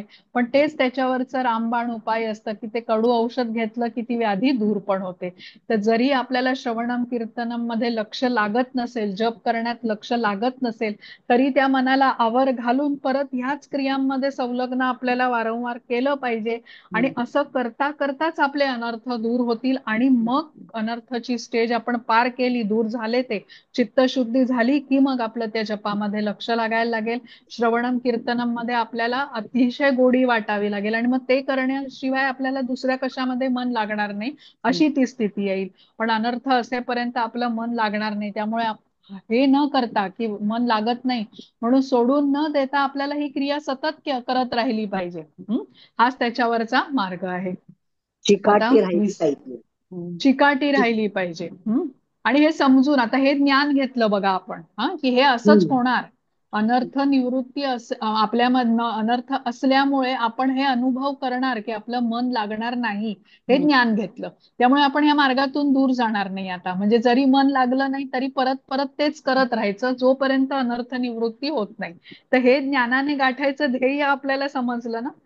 कारण हम्म. जोपर्यंत आणि हे ज्ञान गाठण्यासाठी आपण हे 20 गुण आपण समजून घेतले बघा. त्याच्यामध्ये आपण शरीराला मानून आपण स्वतःला बसलो तर मग आपण मान सन्मान किंवा काय म्हणतात ते अशा ह्याच्यामध्येच गुंतून राहू. मग आपलं अध्यात्माकडे लक्ष जाणारच नाही, भौतिकामध्येच आपण पूर्णपणे गुंतून जाऊ. तर ते पहिले गुण आपल्यात आणले पाहिजेत. आणि मग हा म्हणजे श्रवणम कीर्तनम स्मरणमचा अभ्यासही बरोबर केला पाहिजे. आणि जसं जसं कृष्णांच्या बरोबर आपण अधिक जोडून घेऊ तसं आपली तिकडची गोडी भौतिकाची कमी होत जाईल. असं हे पॅरलली दोन्हीकडे होत होत मग एक वेळ अशी येईल की आपल्याला कृष्णांची गोडी अधिक वाटू लागेल आणि भौतिकाची गोडी अतिशय कमी राहील. म्हणजे भौतिक जगात आहे म्हणून खाण्या जेवण्यापुरता तो मनुष्य तेवढा संपर्कात असतो, पण इतरत्र आंतरिक दृष्ट्या तो सतत भगवंतांच्या बरोबरच जोडला गेलेला असतो. अशी ती स्टेज येईल. आता 20वा. हा पण महत्वाचा आहे श्लोक. हं. माताजी, मग हे खरे. तुम्ही हा आता हे सगळं जे सांगताय ते हा जे संसारिक नाही आहेत हा त्यांच्यासाठी होतं की काय असं हा वाटतं. म्हणजे संसारी माताजी सगळेच आहोत ना, भौतिक जगात आहोत त्यामुळे कमी जास्त आहेच. पण ही स्टेज बघा आपण कधी कधी एक क्षणभरासाठी तरी अनुभवतो ना, की जेव्हा आता आपण क्लासला येतो. आपण काही वेळ सगळं विसरलेलो असतो बघा, होय की नाही? हो, हा क्लास सुरू असताना आपण संसार विसरलेला असतो. हो ना. हो मग हो हो म्हणजे हो. हा आपण तो ते खरंय. क्लासला येत असतानाचा विचार करा. म्हणजे हो कितीही हो. ते भौतिकातलं असेल, काहीतरी मोठं हा, काम म्हणजे असेल, तुम्ही पण ते म्हणताय ते सगळं बाजूला क्षणापुरतं सोडून तरी येतो. बरोबर आहे.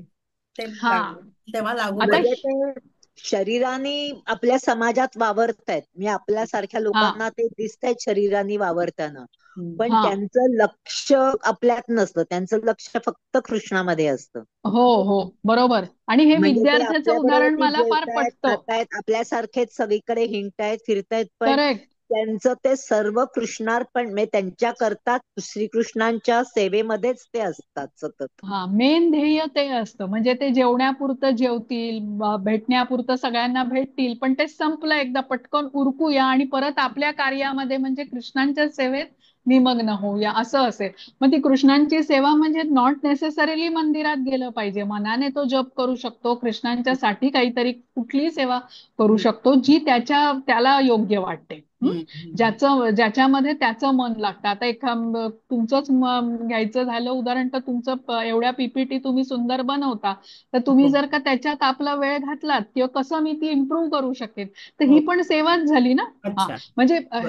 हे असं आहे. म्हणजे आपण काय, आपल्याला काय वाटतंय की बसून सगळं सोडून द्यायचं, कुठेतरी केवळ कृष्णांचं नाम घेत बसायचं, ही जरूरत नाहीये. म्हणजे आपण हे तर कृष्ण कुठेच सांगत नाही की आपल्या ज्या काही सांसारिक जबाबदाऱ्या आहेत त्या सोडून, दुर्लक्ष करून स्वधर्माचं पालन केलंच पाहिजे आपल्याला, आणि कृष्णांना प्राधान्य दिलं पाहिजे. हे दोन्ही जेव्हा आपण करू शकू तेव्हाच या भवसागरातून हे होऊ शकू.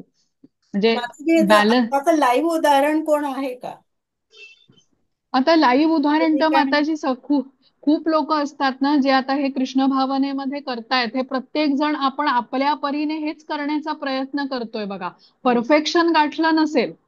आता नामानिष्ठ दास प्रभूजी आहेत बघा, ते संन्यासी आहेत. म्हणजे त्यांची आई वडील तर आहेतच त्यांना, पण मंदिराकडे बघा, एक अध्यक्ष म्हणून मंदिराचं ते विविध जबाबदाऱ्या पार पाडत आहेत, बरोबर. तसंच ऍज अ मुलगा म्हणून आई वडिलांकडे ही जबाबदारी ते पार पाडत आहेत. तर आहे ना, म्हणजे सगळं प्लस ते कृष्ण भावना इतरांना पण देत आहे. आणि आपणही सर्वजण आपापल्या परीने तो प्रयत्न करतोय. कळलं का?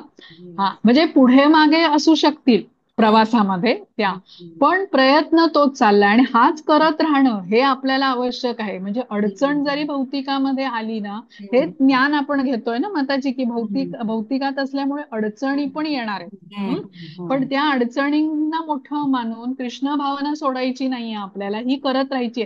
जर का आता एखाद्या व्यक्तीने ध्येय ठेवलं असेल आपलं, की मला ह्या ठिकाणी पोचायचं आहे, म्हणजे कृष्ण प्राप्ती करायची आहे, तर मग येणाऱ्या अडचणींना तो दुर्लक्ष करेल का त्या अडचणींनाच मोठं मानेल? हा आपला निर्णय असेल बघा. जे आपलं ध्येय आहे ते गाठायचं असेल तर इतर सगळ्या गोष्टी अडचणींवरती आपल्याला मात दूर करून सारल्या जाईल पाहिजे. तिथे. हा, अडचणींवरती मात करेल. करेक्ट. कारण ते ध्येय गाठणं हे त्याच्यासाठी जास्त महत्वाचं आहे. त्याने ते हे डिटर्मिनेशन आहे त्याचं. तो डिस्ट्रॅक्ट कधी होईल, जेव्हा त्याचं ठाम ध्येय ठरलेलं नाहीये. असं आहे. ते ध्येय ठाम ठरवण्यासाठी आपल्याला आंतरिक, आपण जेवढं श्रवणम कीर्तनम करू तेवढी आपली ती त्याच्यामध्ये श्रद्धा उत्पन्न होईल, तेवढं आपलं ते ध्येय पक्क होईल. आणि जेव्हा पक्क होईल तेव्हा या इतर गोष्टी आपल्याला क्षुल्लक वाटायला लागतील, की त्या होतच राहणार आहेत. असं आहे. जसं ह्याच्याकरता ना आता मी एक शब्द ऐकलाय, लोकेशना.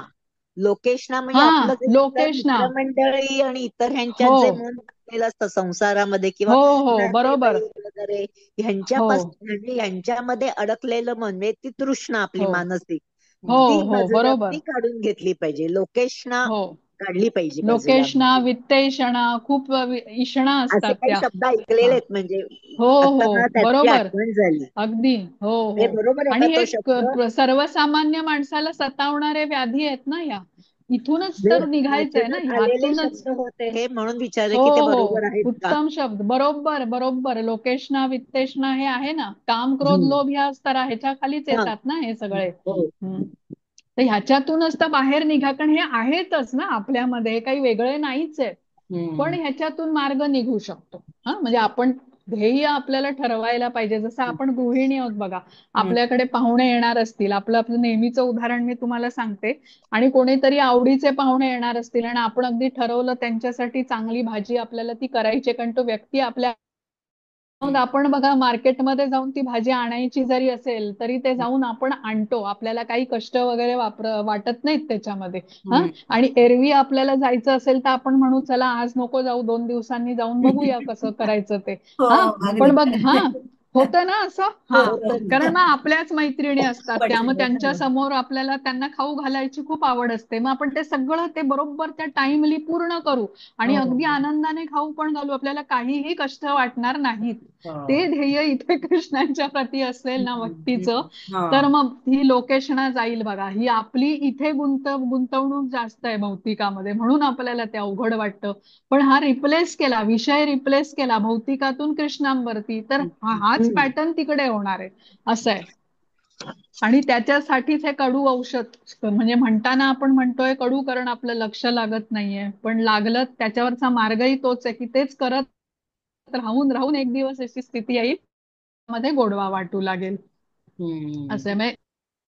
हो चित्तशुद्धी त्यानेच हो होते. करता करता हो म्हणतात हो तसं ती धूळ साफ हो होते हो आणि मग आरशावरचं चित्र स्पष्ट दिसतं हम्म. असं. हम्म. हं. हा चालेल. आता आपण 20वा बघूया श्लोक. हा, हरे कृष्ण. हरे कृष्ण. प्रकृतिं पुरुषं चैव विद्यनादि उभावपि विकारांश गुणांश्चैव विद्धि प्रकृती संभवान. हरे कृष्ण. हरे कृष्ण. भौतिक प्रकृती आणि जीव हे दोन्ही अनादी असल्याचे जाण. त्यांचे विकार आणि त्रिगुण हे भौतिक प्रकृतीपासून उत्पन्न होतात. हरे कृष्ण. हरे कृष्ण. तर आपण समजून घेतलं की हे क्षेत्र म्हणजे शरीर 24 तत्वांनी बनलेलं आहे, ज्यामध्ये हा आपला आत्मा बद्ध आहे आणि यातून मुक्त होण्यासाठी आपल्याला ज्ञान घेणं आवश्यक आहे. ते ज्ञान म्हणजे हे 20 गुण आपण जे समजून घेतले ते होते. तर जेव्हा आपण ज्ञान घेतो तेव्हा ज्ञेय म्हणजे ज्ञानाने ज्याला जाणायचं आहे ते म्हणजे परमात्मा, त्यांना आपण प्राप्त करू शकतो. आता ही जी भौतिक प्रकृती म्हटलेली आहे ती श्रीकृष्णांची एक शक्ती आहे, जिला माया शक्ती म्हणून आपण जाणतो. तर हम्म. ही प्रकृती कृष्णांची शक्ती असल्यामुळे तिलाही अनादी म्हटलेलं आहे. अनादी म्हणजे काय, तर अनंत काळापासून ती आहे. जसं सूर्य हा कसा शक्तिमान म्हणतो आपण आणि त्यामुळे प्रकाश आणि उष्मा या सूर्याच्या शक्ती आहेत, तसंच भगवंत हेही शक्तिमान आहेत आणि प्रकृती ही त्यांची शक्ती आहे. आता जेव्हा प्रलय होतो तर त्यावेळेला ब्रह्मांड ही सर्व महाविष्णूंच्या मध्ये विलीन होतात. जसं निर्मिती होते त्यावेळेला महाविष्णूंपासून ती तयार होतात, पण प्रलयाच्या वेळी ब्रह्मांड ही सर्व महाविष्णूंच्या मध्ये लय पावतात. तर जेव्हा प्रकृती पण त्याच वेळेला महाविष्णूंमध्ये विलीन होते. पण ज्या वेळेला परत कृष्णांची इच्छा होते तर त्यावेळेला ब्रह्मांड निर्माण केली जातात आणि महाविष्णूंच्या द्वारे प्रकृती ही महत्तत्वाच्या माध्यमातून परत प्रगट होते. तर जसं प्रकृती अनादी आहे तसाच जीवात्मा ह्यालाही अनादी म्हटलेलं आहे आणि जीव भगवंतांचा अंश आहे, पण भौतिक प्रकृतीच्या संपर्कात असल्याने तो बद्ध झालेला आहे, म्हणून भगवंतांपासून विमुख असा तो आहे. आणि अशा बद्ध जीवाला आध्यात्मिक जगामध्ये प्रवेश मिळत नाही, कारण तो भगवंतांच्या पासून विमुख आहे. पण जेव्हा ही ब्रह्मांडाची रचना परत होते म्हणजे सृष्टी परत उत्पन्न होते, तेव्हा भौतिक जगातून सुटका करून घेण्यासाठी आणि आध्यात्मिक जगामध्ये परत प्रवेश मिळण्यासाठी जीवाला एक संधी आता अजून दिली जाते.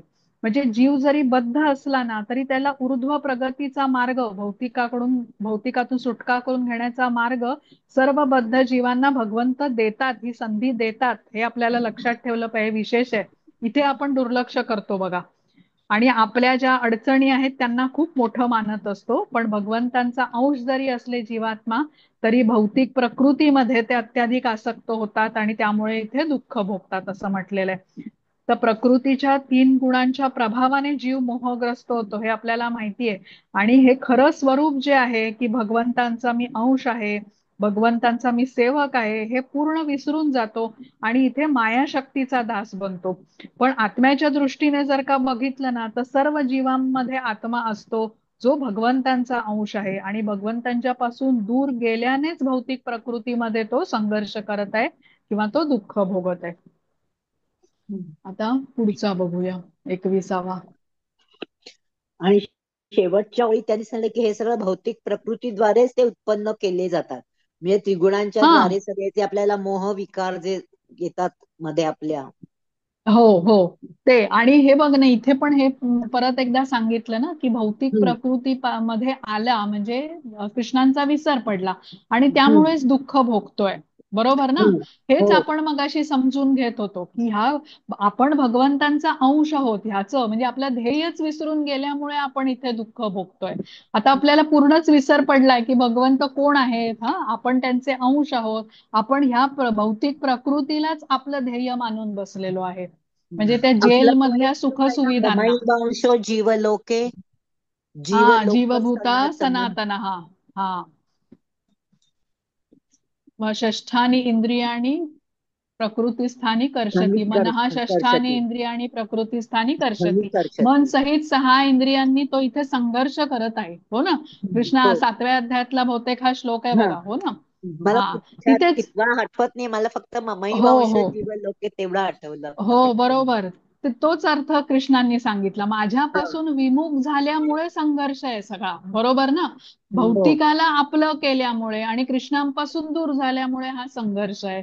ज्या वेळेला आपण आपलं उलट फिरवू की कृष्णांकडे उन्मुख होऊ आणि भौतिक प्रकृतीकडे विमुख होऊ, त्यावेळेला हे सगळे संघर्ष कमी होतील, कारण ते आपलं मूळ स्वरूप आहे. आता आपण उलट नदीच्या प्रवाहाच्या विरुद्ध जातोय, त्यामुळे सगळी अडचणी आहेत आपल्याला. प्रवाहाच्या बरोबर व्हायला लागलो तर आपला वेग पण वाढेल ह्याच्याकडे जाण्याचा. पण आपल्यावरती कसं या अनर्थांचा प्रभाव आहे, त्यामुळे या भौतिक प्रकृतीला आपल्याला जवळची वाटते. आणि मायेचा दास जो शब्द अनेकदा हो. श्रीला प्रभुपाद वापरतात, हा, ती आपली अवस्था होते. मग खरं हा स्वरूप 15व्या आपण आपलं अध्यायातला विसरून श्लोक आहे. जातो. ममई वंश हा, 15व्या अध्यायात आहे. 15व्यातला आहे, बरोबर. 15व्या अध्यायातला 7वा श्लोक आहे, 15व्यात आहे. करेक्ट. हा, बरोबर. शिकायचं आहे अजून आपल्याला. ते आम्ही पूजा माताजींबरोबर ती शिकलो होतो तेव्हा त्या म्हणायच्या सारख्या ममई वंश हा जीव हा, लोके. हो हो. म्हणजे खूप महत्वाचा श्लोक आहे ना तो, कारण हम्म. मग तीच गोष्ट कृष्णाने कितीतरी वेळा आपल्याला सांगितली आहे बघा. आपल्याला आता हा. तिसऱ्या चौथ्या अध्यायातले श्लोक आपण परत गेले ना, तिथेही आपल्याला हो. हेच सांगितलंय, तुम्ही माझ्याच पासून आलेले आहात. दुसऱ्या अध्यायातही तेच सांगितलंय. आता आपण 13व्या अध्यायात अजून सखोल जाऊन तीच गोष्ट शिकतोय. हम्म. आपल्यामध्ये ते समजून यावं आपल्याला पूर्ण ज्ञान. आणि मग तिथून कुठे प्रकाश पडून आपण जर का भक्ती मार्गामध्ये स्वतःला वाहून घेतलं तर मग हा फरक आपल्यामध्ये पडू शकेल, त्यासाठीच. क्षितिजा माताजी एक सांगू का, विचारू का हो, म्हणजे? सांगा ना. हो हो, की आता सांगा ना. तिसरी लेवल जरी आम्ही सुरुवात केलीये तरी परत हो तुम्ही जेव्हा दुसरं म्हणजे सेकंड लेवलचा वर्ग घ्याल हो तेव्हा आम्हाला हो परत जॉईन व्हायला आवडेल. हो हो. मग माझी कारण खूप आपल्याला इच्छा ना ते आहे परत ऐकायला घेण्याची. आणि रिपीट हा, करायला परत परत आता तुम्ही म्हणलात तसं मन त्याच्यात ओढ हो घेतं. हो हो, तसंच ना. म्हणजे हे दोन्ही, जसं तुम्हाला बरं वाटतं तसंच मलाही बरं वाटतं. म्हणजे माझाही हा एफर्ट असतोच ना, प्रयत्न, की आपल्याला पर्यंत जे आहे ते सांगायला पाहिजे. त्याच्यामध्ये दोन शब्द आपल्याला जास्त बोलावे लागले, हो. 2 तास कुठून, आता मी काय, हे माझं ज्ञान नाहीच आहे बघा. मी कुठून तरी ऐकलेलं असतं, लिहिलेलं असतं वाचून, तर ते मी लिहिते आणि इथे सांगते तुम्हाला. पण हे जोपर्यंत आपण वारंवार करणार नाही तोपर्यंत ते पक्क बसणार नाही. हो तेच आहे, आणि एकदा, म्हणूनच म्हणजे हा रिपीट फरक आहे करायला ते. आवडेल परत. आणि एका हा, परत ह्याच्यात रिपीट. समजत नाही तेवढं, म्हणजे नाही हो, वाचायला एक समजत. आता हो हो. नाही समजलंय, समजत. पण हा हा, उद्यापर्यंत विसरायला ते होतं. विसरायचं हो. बरोबर बरोबर. ते विसरायला होतं ते. एफर्टलेसली म्हणजे ते व्हायला पाहिजे बघा. आपण आता आपण गिरवल्यासारखं पाहिजे, ती गिरवायची पाठी करेक्ट करेक्ट. दिसते. मग आता आपण बघा इतके अनेक वर्ष स्वयंपाक करतोय, गृहिणींचं उदाहरण आपल्याला अगदी पटू शकतं म्हणून मी सांगते. आपल्याला झोपेतून उठून जरी कोणी सांगितलं बटाट्याची भाजी करा किंवा हो रेसिपी सांगा, आपण 5-6 वेगळ्या वेगळ्या प्रकारच्या रेसिपी सांगू शकतो हो की नाही, हो मला हो सांगा. हो, हा, हो. आणि हो ना. वेगळे मसाले, असा उकडून करायची हो. नाहीतर अशी करायची, अशी कापायची, वेगवेगळ्या. कारण काय, इतके विनासायास आपल्या हाताखालून गेलेलं आहे ते. केलेलं आहे. तसं आचरण आपल्याला इथे पाहिजे, की भक्त म्हटल्यावरती कृष्णांच्यासाठी सदैव तत्पर. आणि भौतिकाकडे अनासक्त. कोणी भौतिक जगात बोलवलं की तर आडेवेडे घ्यायला आले पाहिजेत आपल्याला, हा, कृष्णांच्यासाठी. पण आता हळूहळू आपलं होतंय, जे आपलं 2 वर्षापूर्वी परिस्थिती होती त्यापासून आता आपण बऱ्यापैकी कृष्णांकडे आलोय. वेळेवर आपण म्हणूनच परत वर्गाला परत ते येतोय. ऐकावंसं वाटतंय. रोज जरी क्लास हा, झाला तरी करेक्ट. ऐकावासा हा, वाटतोय तो. बरोबर. आणि आणि ही माताजी क्रमशः रोजच्या प्रगती आहे ह्याच्यात ना पण शेवटी. कितीतरी अडचणींमधनं असं निभावं लागतो, असं मी हो ना. बऱ्याच अनुभवतीये. हे मी तुम्हाला हो परवा हो बोलले. हो हो, बरोबर. म्हणजे म्हणजे जेवढं इतक्या सिरियसली आपल्याला फुटकळ गोष्टी वाटायचं ना, बऱ्याचशा अशा फुटकळ गोष्टी असतात, पण तरी हो, त्याच्यातनं त्याचा असं स्ट्रेस इतकं घेत वाटतं, होतो पूर्वी. हा, अगदी आरामात आपण सेल होतो असं वाटतं, हो जाणवतं हो ते. हो हो, नाम बरोबर. घेतल्यामुळे असं, म्हणजे हो, नाम असं घेतल्यामुळे. आपण करेक्ट. म्हणतो हा, ते पदोपदी त्याची कशी प्रचिती येते म्हणतो ते हो ना. जाणवतं. हो, अगदी. म्हणजे आपल्याला त्याचं थोडंसं महत्व कमी हो होतं. पूर्वी सगळं सोडून आपण नको ते काम पूर्ण करूया म्हणून जे लागायचो, तर हो आता उलट होतं, की नाही, पहिला क्लास घेऊया, तो हो नीट हो करूया, हो मग त्या गोष्टीकडे लक्ष पुरवूया. म्हणजे दुर्लक्ष नाहीये, पण हो. आता प्रायोरिटी बदलली, की नाही, पहिलं हे हा, पूर्ण अगदी व्यवस्थित खरंय केलं खरंय. पाहिजे. आणि हो तेही होतं हं. हो त्याच्यात थोडंसं डोकं लागलं की हो तेही होतं, किंवा हो ते एखादं नाही झालं तरी हो विशेष त्याचं मनाला लागत नाही, की अरे रे, हे हो नाही झालं. पूर्वी असं हो सारखी ती हुरहुर लागायची, की हो अरे हे नाही झालं, होऊ नाही शकलं. हो पण आता ते वाटत नाही, नाही झालं तर नाही झालं, ठीक आहे, हरकत नाही. क्लास आपला चांगला झाला ना, हो मनाला समाधान मिळालं, हे जास्त बरं आहे. असा फरक आपल्यामध्येच आपण बघू शकतो बघा. जाणवतो आता तो फरक ते. जाणवतो, हो ना. मग हो. आणि असं आपण करत राहिलो तर ही स्थिती काही हे नाहीये, अवघड नाहीये, हेही अवघड समजू नाहीये. हा शकतं. पण हा ती क्रमशः होणार आहे, ती काही ह्या एकाच जन्मात होईल असं नाही नाही. पण होत कृष्ण का? हा आणि या शेवटी जन्मात आपल्या ओढ मनाम निर्माण झाली एवढं नक्की. हा बरोबर. मग आणि तिथे आपल्याला गाठायचंय, हे आपण कोणाला एकमेकांना जरी नाही सांगितलं तरी आपल्या मनामध्ये जे म्हणतोय आपण की कृष्णा मला तुझ्याकडे यायचंय, हम्म. हे जे आपण सांगतोय हे खोटं सांगू शकत नाही ना. हम्म. आपण आपल्यालाच काय खोटं सांगणार, होय हम्म. की नाही. पण हम्म. कृष्ण परमात्मा म्हणून ही भावना आपली लक्षात घेतायत आणि पुढच्या ह्याच्यामध्ये काय परिस्थिती ते घडवून आणतील.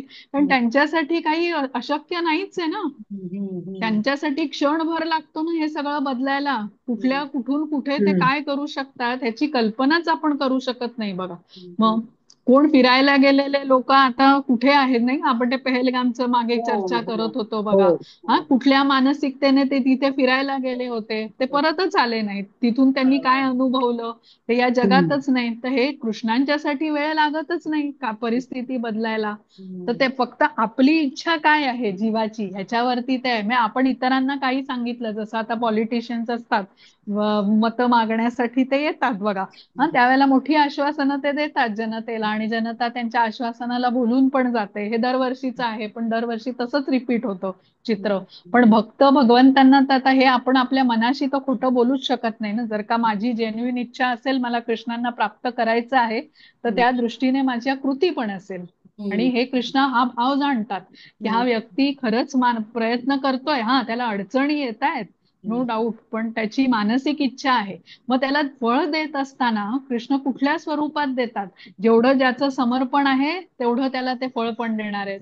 तर त्यामुळे माझ्या प्रयत्नांमध्ये मी कमी पडत असेल तर मला फळ पण तसंच मिळणार. पण माझे प्रयत्न जर का 100% असतील तर कृष्ण तर त्याहून अनेक पटीने फळ प्राप्त करून देणार आहेत. कारण भाव शुद्ध आहे, असं आहे. म्हणजे भौतिकांच्या अडचणींवरती तो भाव ठरलेला नाहीये. मनाची तीव्रता, त्या भावनेची तीव्रता ह्याच्यावरती तो ठरतो. हा आता जेवढे 22वा भक्त बघू. प्रयत्न करतात तेवढाच मी त्यांना देतो, तो अशा अर्थाचा पण एक श्लोक आहे ना.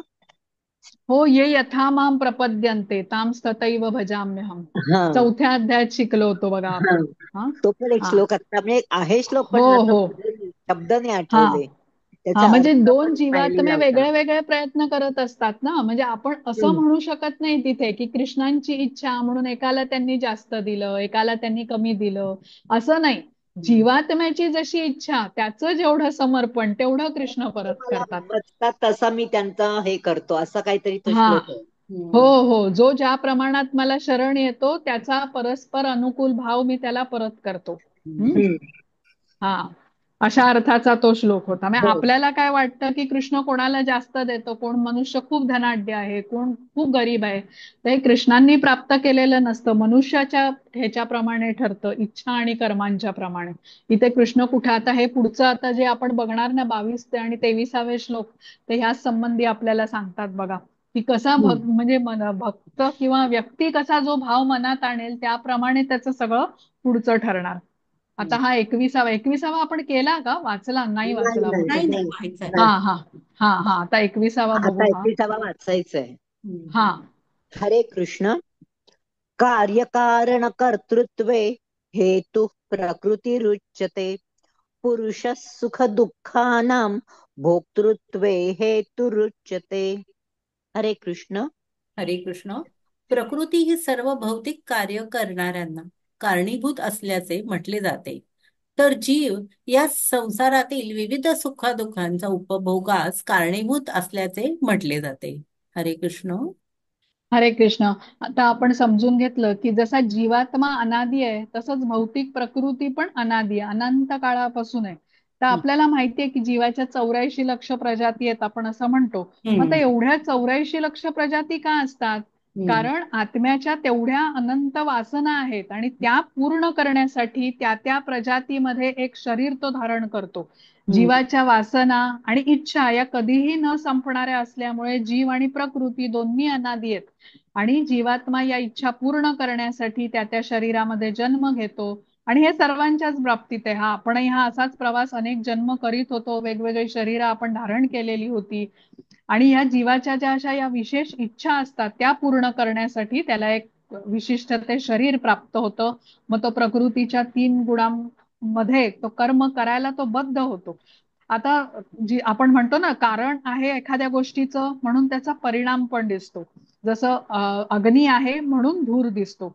तसंच एखाद्याला आता अनियंत्रितपणे एखाद्या व्यक्तीला मांसाहार करण्याची खूप इच्छा असेल, तर मग पुढील जन्मी त्याला वाघाचं शरीर मिळू शकतं. जो आता काहीही विचार न करता कसंही शिळं अन्न, दुर्गंधीयुक्त अन्न असं खात असेल, तर पुढच्या जन्मी त्याला डुकराचं शरीरही प्राप्त होऊ शकतं. म्हणजे शरीर हे इंद्रियांचा परिणाम आहे. इंद्रिय ही इच्छा पूर्ण करण्याची साधनं म्हणतो आपण. तर आता ह्या पुढच्या श्लोकामध्ये म्हणजे 22व्या श्लोकामध्ये अधिक विस्ताराने कृष्णांनी सांगितलंय की गतकाळामधली जी इच्छा आहे आणि जे कर्म आहे त्यानुसार मनुष्याला प्रकृतीच्या द्वारे शरीर ह्या जन्मी प्राप्त झालेलं असतं.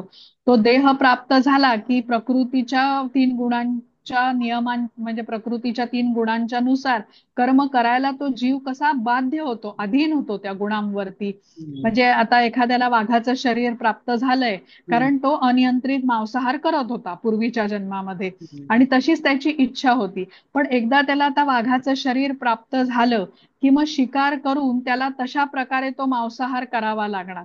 आता हत्तीचं शरीर एखाद्याला मिळालं असेल तर ढीगभर अन्न त्याला खावंच लागणार. आता मुंगीसारखं थोडंसंच अन्न खाऊन 2 दाणे खाऊन तर त्या हत्तीचं भागणार नाही. किंवा डुकराचं शरीर मिळालं असेल तर त्याला ते घाण खाऊनच राहावं लागणार. म्हणजे जे शरीर मिळेल त्याला त्याच्या अनुसरूनच त्याला राहावं लागणार. म्हणजे आता काय समजून घेतलं आपण की आपण कर्म करतो, इच्छा करतो आणि त्यानुसार भौतिक प्रकृती आपल्याला शरीर प्रदान करते. म्हणून जेवढ्या विविध इच्छा तेवढ्या 84 लक्ष जीवांच्या प्रजाती.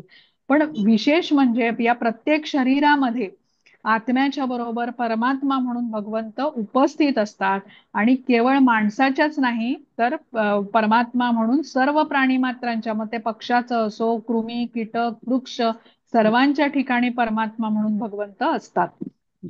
आता खरं तर आत्म्याचं किंवा जीवाचं नातं हे भगवंतांच्या बरोबर आहे. पण जीवाला या गोष्टीचंच विस्मरण झालंय की भगवंत हे स्वामी आहेत आणि मी त्यांचा सेवक आहे, याचाच पूर्ण विसर त्याला पडलाय आणि जीव भगवंतांची सेवा न करता भौतिकामध्ये मायादेवीची सेवा करतोय, मायेचा दास झालाय. आणि ही भौतिक प्रकृती किंवा माया शक्ती आपल्या कामना पूर्ण करण्यासाठी विविध शरीर आपल्याला प्रदान करत असते. आपण इच्छा करतो, कर्म करतो, कर्माची फळं बघतो आणि जन्ममृत्यूच्या चक्रामध्ये या भौतिक जगामध्ये अडकून पडतो आणि सुख दुःख भोगतो. तर भौतिक जगाचं वर्णन कृष्ण कसं करतात बघा, दुःखालयम अशाश्वतम किंवा असुखम अनित्यम असंच वर्णन केलेलं आहे. म्हणजे ह्या 2 शब्दामध्येच सगळं त्याचं स्वरूप भौतिक जगाचं कृष्णांनी सांगितलं. तर या दुःखालयामध्ये अडकून पडण्याची इच्छा जीव करतो, दुःखालयामधून बाहेर पडण्याचा प्रयत्न पण जीवच करतो. त्याप्रमाणे जीवाची इच्छा असेल तशी त्याची पुढची मग गती ठरते. तर जेव्हा जीवाची इच्छा भोग करण्याची आहे तेव्हा त्याप्रमाणे त्याला शरीर मिळेल. पण लक्षात घ्यायला पाहिजे आपल्याला की आपण केवळ भोग कधीच करू शकत नाही, भोगाच्या बरोबर दुःख पण येतं. गुलाबजामचं उदाहरण आपण घेतो बघा, गुलाबजाम जिभेवर असेपर्यंत खूप सुख वाटतं आपल्याला. एकदा गिळला गुलाबजाम की त्याचा स्वाद आपल्याला मिळू शकत नाही आणि स्वाद चांगला वाटला म्हणून अतिसेवन करूनही चालत नाही, बरोबर ना, कारण हे वाटीतलं भोगाचं संपलं म्हणूनही स्वरूप आहे. दुःख होतं, वाटीतलं हा, संपलं म्हणूनही दुःख होतं. संपलं म्हणूनही दुःख होतं. म्हणजे ठराविक प्रमाणाच्या बाहेर मनुष्य भोग करूच शकत नाही. प्राणी करू शकतात, मनुष्य शरीर करू शकत नाही. हे झालं भोगाचं स्वरूप. पण योग, योग म्हणजे कृष्णांच्या बरोबर जोडून घेणं. भगवत भक्तीचा आनंद आपण म्हणतो कसा शाश्वत आहे, कधीही कमी न होणार आहे. कितीही करू आपण तो आनंद वाढत जाणार आहे. भोगाचं असं नाही, भोगाला मर्यादा आहे. आणि योग कसा आहे, आत्म्याला पूर्ण समाधान देणारा आहे. आणि पण भौतिक भोग हे कसे क्षणभंगूर स्वरूपाचे असतात. आरंभी थोडंसं सुख वाटेल पण अंततः दुःखच वाटायला येतं. मग आपल्याकडे चॉईस असतो हा की आपल्याला भोगी बनायचं आहे, क्षणभंगूर सुख घेऊन आनंद प्राप्त करायचा आहे, का योगाकडे जायचंय, कृष्णांच्या बरोबर जोडून घ्यायचंय, हे ठरवण्याचं योग या स्वातंत्र्य पण शब्दातच आहे ना, जोडून घेणे. योग हा जोडून घेणे. शब्दच जोडून घेणे, करेक्ट. हा, कृष्णांच्या बरोबर जोडून घेणे. Connection with. बरोबर. हा, तर हे स्वातंत्र्य मनुष्याला दिलेलं आहे. त्यामुळे आपण ठरवतो की आपल्याला भोगाकडे जायचं आहे फक्त योगक आणि दोघांचे परिणाम वेगळे वेगळे होणार आहेत हे आपल्याला ज्ञानाने समजून येतं. हा, तर इथे आता आपण थांबूया. 4:30 वाजायला आलेत. फक्त एकच स्लाइड मी तुम्हाला दाखवते आणि तो हे करून आपण मोबाईल वरून शेअर करते मी. एकच मिनिट. हम्म. मला कोहोस्ट लागेल बनायला. एक मिनिट.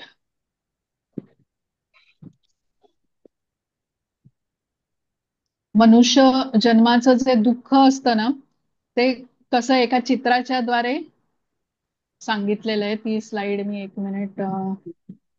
पोस्ट. येस.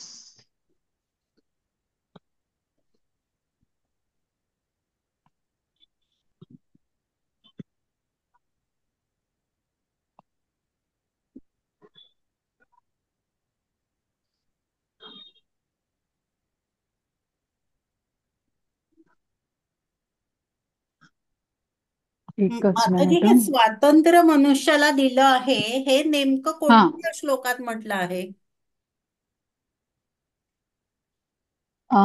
स्वातंत्र्य दिलं आहे.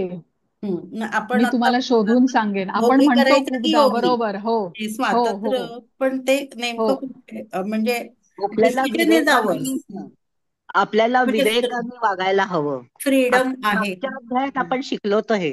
हम्म. हा, म्हणजे आपण आपण मागे पण हे शिकलेल. रिपीट केलेलं हो, आहे. हो हो. मागच्याच अध्यायात शिकलोय असं वाटतंय मला. फ्रीडम जे आहे आपल्याला मिळालेलं. बघा आता दिसतोय का? ते हो चित्र हो दिसतंय का हो, तुम्हाला? हत्ती मोबाईल दिसतोय. वरून हो शेअर करते हो त्यामुळे ते दिसतंय छोटच येईल. हा, दिसतंय तर आता दिसतंय. हे मी सांगते तुम्हाला. हा, हो याच्यावरती बघा. आता हे चित्र तुम्ही व्यवस्थित बघितलं तर तुम्हाला एक झाडाला सोंड पकडलेला हत्ती दिसतोय. हो हो एक माणूस लटकला एका हो फांदीला. हो हो त्याच्यावरती त्या फांदीला कुरतडणारे 2 उंदीर दिसतायत. हो हो वरती मधाचं पोळं दिसतंय आणि एका बाजूला हो कृष्ण दिसतायत. हो आणि तो मनुष्य जिथे लटकलाय ना तिथे हो खाली साप पण आहेत. सापडेत. हा, तर हे जे चित्र आहे ना ह्या चित्राचं शीर्षक असं आहे, the plight of a man is a wonder indeed. म्हणजे काय, मनुष्याची दुर्दशा हे दूरदर्शन. खरं तर एक आश्चर्य आहे. तर हम्म. हे महाभारतातलं संदर्भ आहे हा. तर हम्म. एकदा एक मनुष्य जंगलात गेला असताना अचानक एक हत्ती त्याच्या समोर येतो आणि काही सूचना न देता आता हा शक्तिशाली हत्ती त्याच्यावरती धावून येतो. तर हम्म. माणूस मग आपला जीव वाचवण्यासाठी आता पळू लागतो, पण हत्ती त्याचा पाठलाग करू लागतो. हम्म. तर काही अंतर धावतो हा मनुष्य, पण नंतर तो थकतो आणि आता हत्ती तर पुढे येतोय हे बघताच आता तिथे झाड असतं, त्या झाडावरती तो लगबगीने चढतो. हम्म. आता घाईघाईमध्ये झाडावर चढतो, पण मनामध्ये हत्तीची भीती पण असते आणि अशातच त्याचा पाय आता या झाडावरून घसरतो आणि कसं बसं तो एक ती झाडाची फांदी पकडतो. आता हम्म. हा चित्रात जसा दाखवलाय तसा तो फांदी पकडून झाडाला लटकलेला आहे. आता एव्हा ना हत्ती पण तिथपर्यंत येऊन पोचतो आणि माणसावरती अगदी तो हल्ला करायला तयारच असतो. आता माणूस वरती बघतो फांदीकडे, ज्या फांदीला त्याने पकडलेलं असतं, तर त्याला हे 2 उंदीर दिसतात. एक काळ्या रंगाचा असतो आणि एक पांढऱ्या रंगाचा असतो. आणि दोन्ही उंदीर आता फांदी कुरतडत असतात सतत. तर या फांदीवरती हा लटकलेला असतो, त्यामुळे त्याला बघून हे समजतं या माणसाला की काही वेळातच आता ही फांदी तुटून खाली पडणार आहे अशाने. हम्म. खाली बघतो आता तो, कुठे पडेन मी? तर त्याला अनेक साप दिसतात तिकडे. जसे साप बघा तोंडाने हिस्स हिस्स असे आवाज हो. करत असतात. म्हणजे तेही दंश करायला तयार असतात. हम्म. तर हे सगळं बघतच असताना त्याच्या चेहऱ्यावरती काही थेंब पडतात मधाचे. जीभ बाहेर काढून तो ते थेंब चाटतो. हम्म. आणि ज्या फांदीला आता तो लटकून अडकलेला असतो त्या फांदीच्या वरती मधमाशांचं पोळं असतं, जिथून हे काही थेंब त्याच्या चेहऱ्यावरती पडलेले असतात. हम्म. आता इथे हत्ती तुम्ही बघताय चित्रामध्ये तसं तो सोंडेने आता जोराजोरात ते झाड हलवू लागतो आणि त्यामुळे त्या मधमाशा चवताळतात पोळ्यातल्या हम्म. आणि इतस्ततः उडू लागतात. त्याच्यामध्ये त्यालाही त्या डंख मारतात हम्म. आणि झाड हलत असल्यामुळे त्यातील मधाचे काही थेंब त्या पोळ्यातले ह्याच्या चेहऱ्यावरती पडतात आणि मग हा जीभ काढून ते चाटत असतो. हम्म. तो हल्ला करायला तयार जो हत्ती आणि दंश करायला तयार खाली ते सर्प असतात, फांदी कुरतडणारे उंदीर, डंख मारणाऱ्या मधमाशा, या सगळ्यांकडे दुर्लक्ष करून मधाचे जे काही थेंब त्याला मिळतात ना चाटण्यासाठी, ते तो करण्यामध्ये हा उत्सुक असतो मनुष्य. तर हे महाभारतातलं जे एक चित्र म्हणजे संदर्भ घेतलेला आहे, हा भौतिक जगातल्या एका सामान्य माणसाचं दर्शन करणार आहे, वर्णन करणार आहे. तुलनात्मक वर्णन आहे हे. आणि हा माणूस सर्वसामान्य माणसाचं प्रतीक म्हणू शकतो, की जो अशा कठीण परिस्थितीशी संघर्ष करतोय या संसारामध्ये किंवा भौतिक जगामध्ये. तर आपणही सर्वजण अशा वेगवेगळ्या संकटांचा सतत सामोरं जातच असतो बघा. तर हा हत्ती म्हणजे मृत्यूचं प्रतीक आहे. जो सतत आपला पाठलाग करीत असतो आणि कधी ना कधी तो आपल्यावरती झडप निश्चित घालणार असतो. मग काळा आणि पांढरा उंदीर हे रात्र आणि दिवसाचं प्रतीक म्हटलेलं आहे, जे प्रतिदिन आपल्या आयुष्यामध्ये घट करत असतात. म्हणजे हम्म. आणि खाली जे दिसणारे सर्प आहेत, तर ते आपल्या आयुष्यात येणारी मोठी संकट म्हणूया. आणि मधमाशा या रोजच्या जीवनामध्ये येणाऱ्या छोट्या छोट्या ज्या अडचणी आहेत त्या म्हणूया.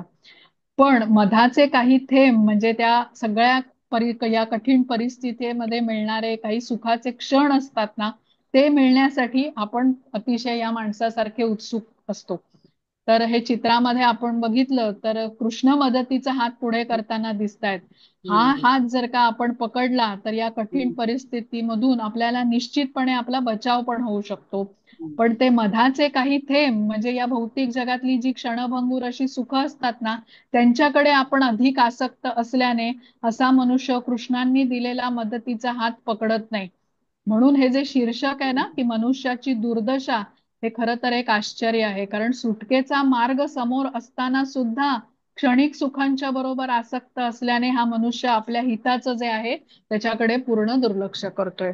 तर हे या चित्रावरून आपल्याला समजलं. आता हे 21व्या त्या श्लोकापर्यंत मधाच्या आपण थेंबांच्या नादात तो परमेश्वराचा पुढे आलेला हात नाकारतोय. लक्षातच येत नाकारतोय. नाहीये त्याच्या. हा, लक्षातच येत मग नाहीये. लक्षातच येत नाही. आणि इथे बघा ना केवढा संघर्ष चालू आहे. तो हत्ती काय, हो. उंदीर काय, साप काय, मधमाशा काय. हो ना, पण कशासाठी टिकून राहिलाय? तर ते दोन काहीतरी थेंब त्याला ते मिळत आहेत. मधाचे मिळणार आहेत ते. हा, पण तेही म्हणजे हे अवघड सर्वसामान्य. परिस्थितीतच आहे ना. हा, हो तेही ना. अवघड म्हणजे परिस्थितीतच मिळत आहेत तेही अवघड परिस्थिती आणि क्षणभंगूर आहेत, होय आणि की नाही? लटकलेलाच आहेत. हा, चव तोंडावर आहे थेंबाची, त्या मधाची तोपर्यंतच आहे, त्याच्यानंतर नाहीच आहे. पण ती क्षणभराची चव प्राप्त करण्यासाठी एवढी संकट तो झेलायला तयार आहे ना. विशेष आहे की नाही? आणि समोर हो ना. कृष्णांचा अनंत काय म्हणतात ते आनंदाचा उगम असलेले कृष्ण समोर हात देतायत, तर त्यांच्याबरोबर हा जोडून घेत नाहीये. म्हणजे किती बघा त्याची बुद्धी भ्रष्ट झालेली आहे. पण ही त्याची बुद्धी नाही, ही आपल्या आपलीच सर्वांचीच हे आहे. परिस्थिती अशी आहे. म्हणून मनुष्य सर्वसामान्य माणसाचं प्रतीक असंच त्याला म्हटलेलं आहे. बरोबर. त्यात चित्र हा खूप 13वा अध्याय खूप आपले डोळे उघडवतो सूचक आहे, म्हणतात तसं. सूचक आहे अगदी. हा, हो ना. हो हो. आणि मधले काही श्लोक तर खूपच असे वैशिष्ट्यपूर्ण आहेत, की आपल्याला अंतर्मुख होऊन विचार करायला लावतात हे, की हम्म, आपण खरंच हे आपण सगळेच असं करत असतो कारण. हम्म. खरंय. हा, तर चालेल. मग ठीक आहे. आता मग इथे आपण मीटिंग एंड करूया. अजून काही प्रश्न आहेत का? प्रश्न नाही येत. मला 7 तारखेला माझ्याच घरी पाहुणे यायचे, त्यामुळे मला कितपत जमेल बर. माहिती नाही. हो हो, माझ्याच घरी हरकत नाही. पाहुणे यायचे, म्हणजे कारण ते गुरुवार रात्री पडतो का? अमेरिकेला जायचे. हो, हा, गुरुवार. गुरुवार आहे बर ना त्या बर. दिवशी. 7 तारखेला हो गुरुवार आहे हो. ना. हो. बर बर. हो माझा हो, मावस भाऊ हरकत नाही. यायचंय तो. माताजी, बर. मी पण नाहीये 7 तारखेला. मी एका ठिकाणी जाणार आहे मग आपण रविवारी कार्यक्रमाला. घेऊया का पुढच्या रविवारी मध्ये डायरेक्ट? हा, मी दुसऱ्या पण मधला नाहीये. वार घेतला तरी चालेल, शुक्रवार मध्ये सात वगैरे आठ कधी. 2 दिवस नाहीये मी. शुक्रवारी अन्वया माताजींचा असेल, हो, त्यामुळे शुक्रवारी अन्वय जमणार नाही. माताजींचा असतो. हो. बरोबर. शुक्रवारी हा, ते मी हा, अन्वय दुपारपर्यंत येईन. माताजींचा असतो. शुक्रवारी दुपारपर्यंत येईन मी. हा, हा, 1-2 मग पर्यंत. आपण असं करूया, आता ह्या गुरुवारचा स्किप करून आपण शनिवारी पण डायरेक्ट ह्या घेणार आहेत. शनिवारी पूजा पूजा माताजी माताजींचा आहे गोलोक का? घेणार आहेत. हो, आहे. बर बर. शेवटचे ओके 2 आहेत ओके. त्यांचे. शनिवारी दोन. बर बर. रक्षाबंधन आहे, राखी पौर्णिमा आहे. बर हा, बर. कदाचित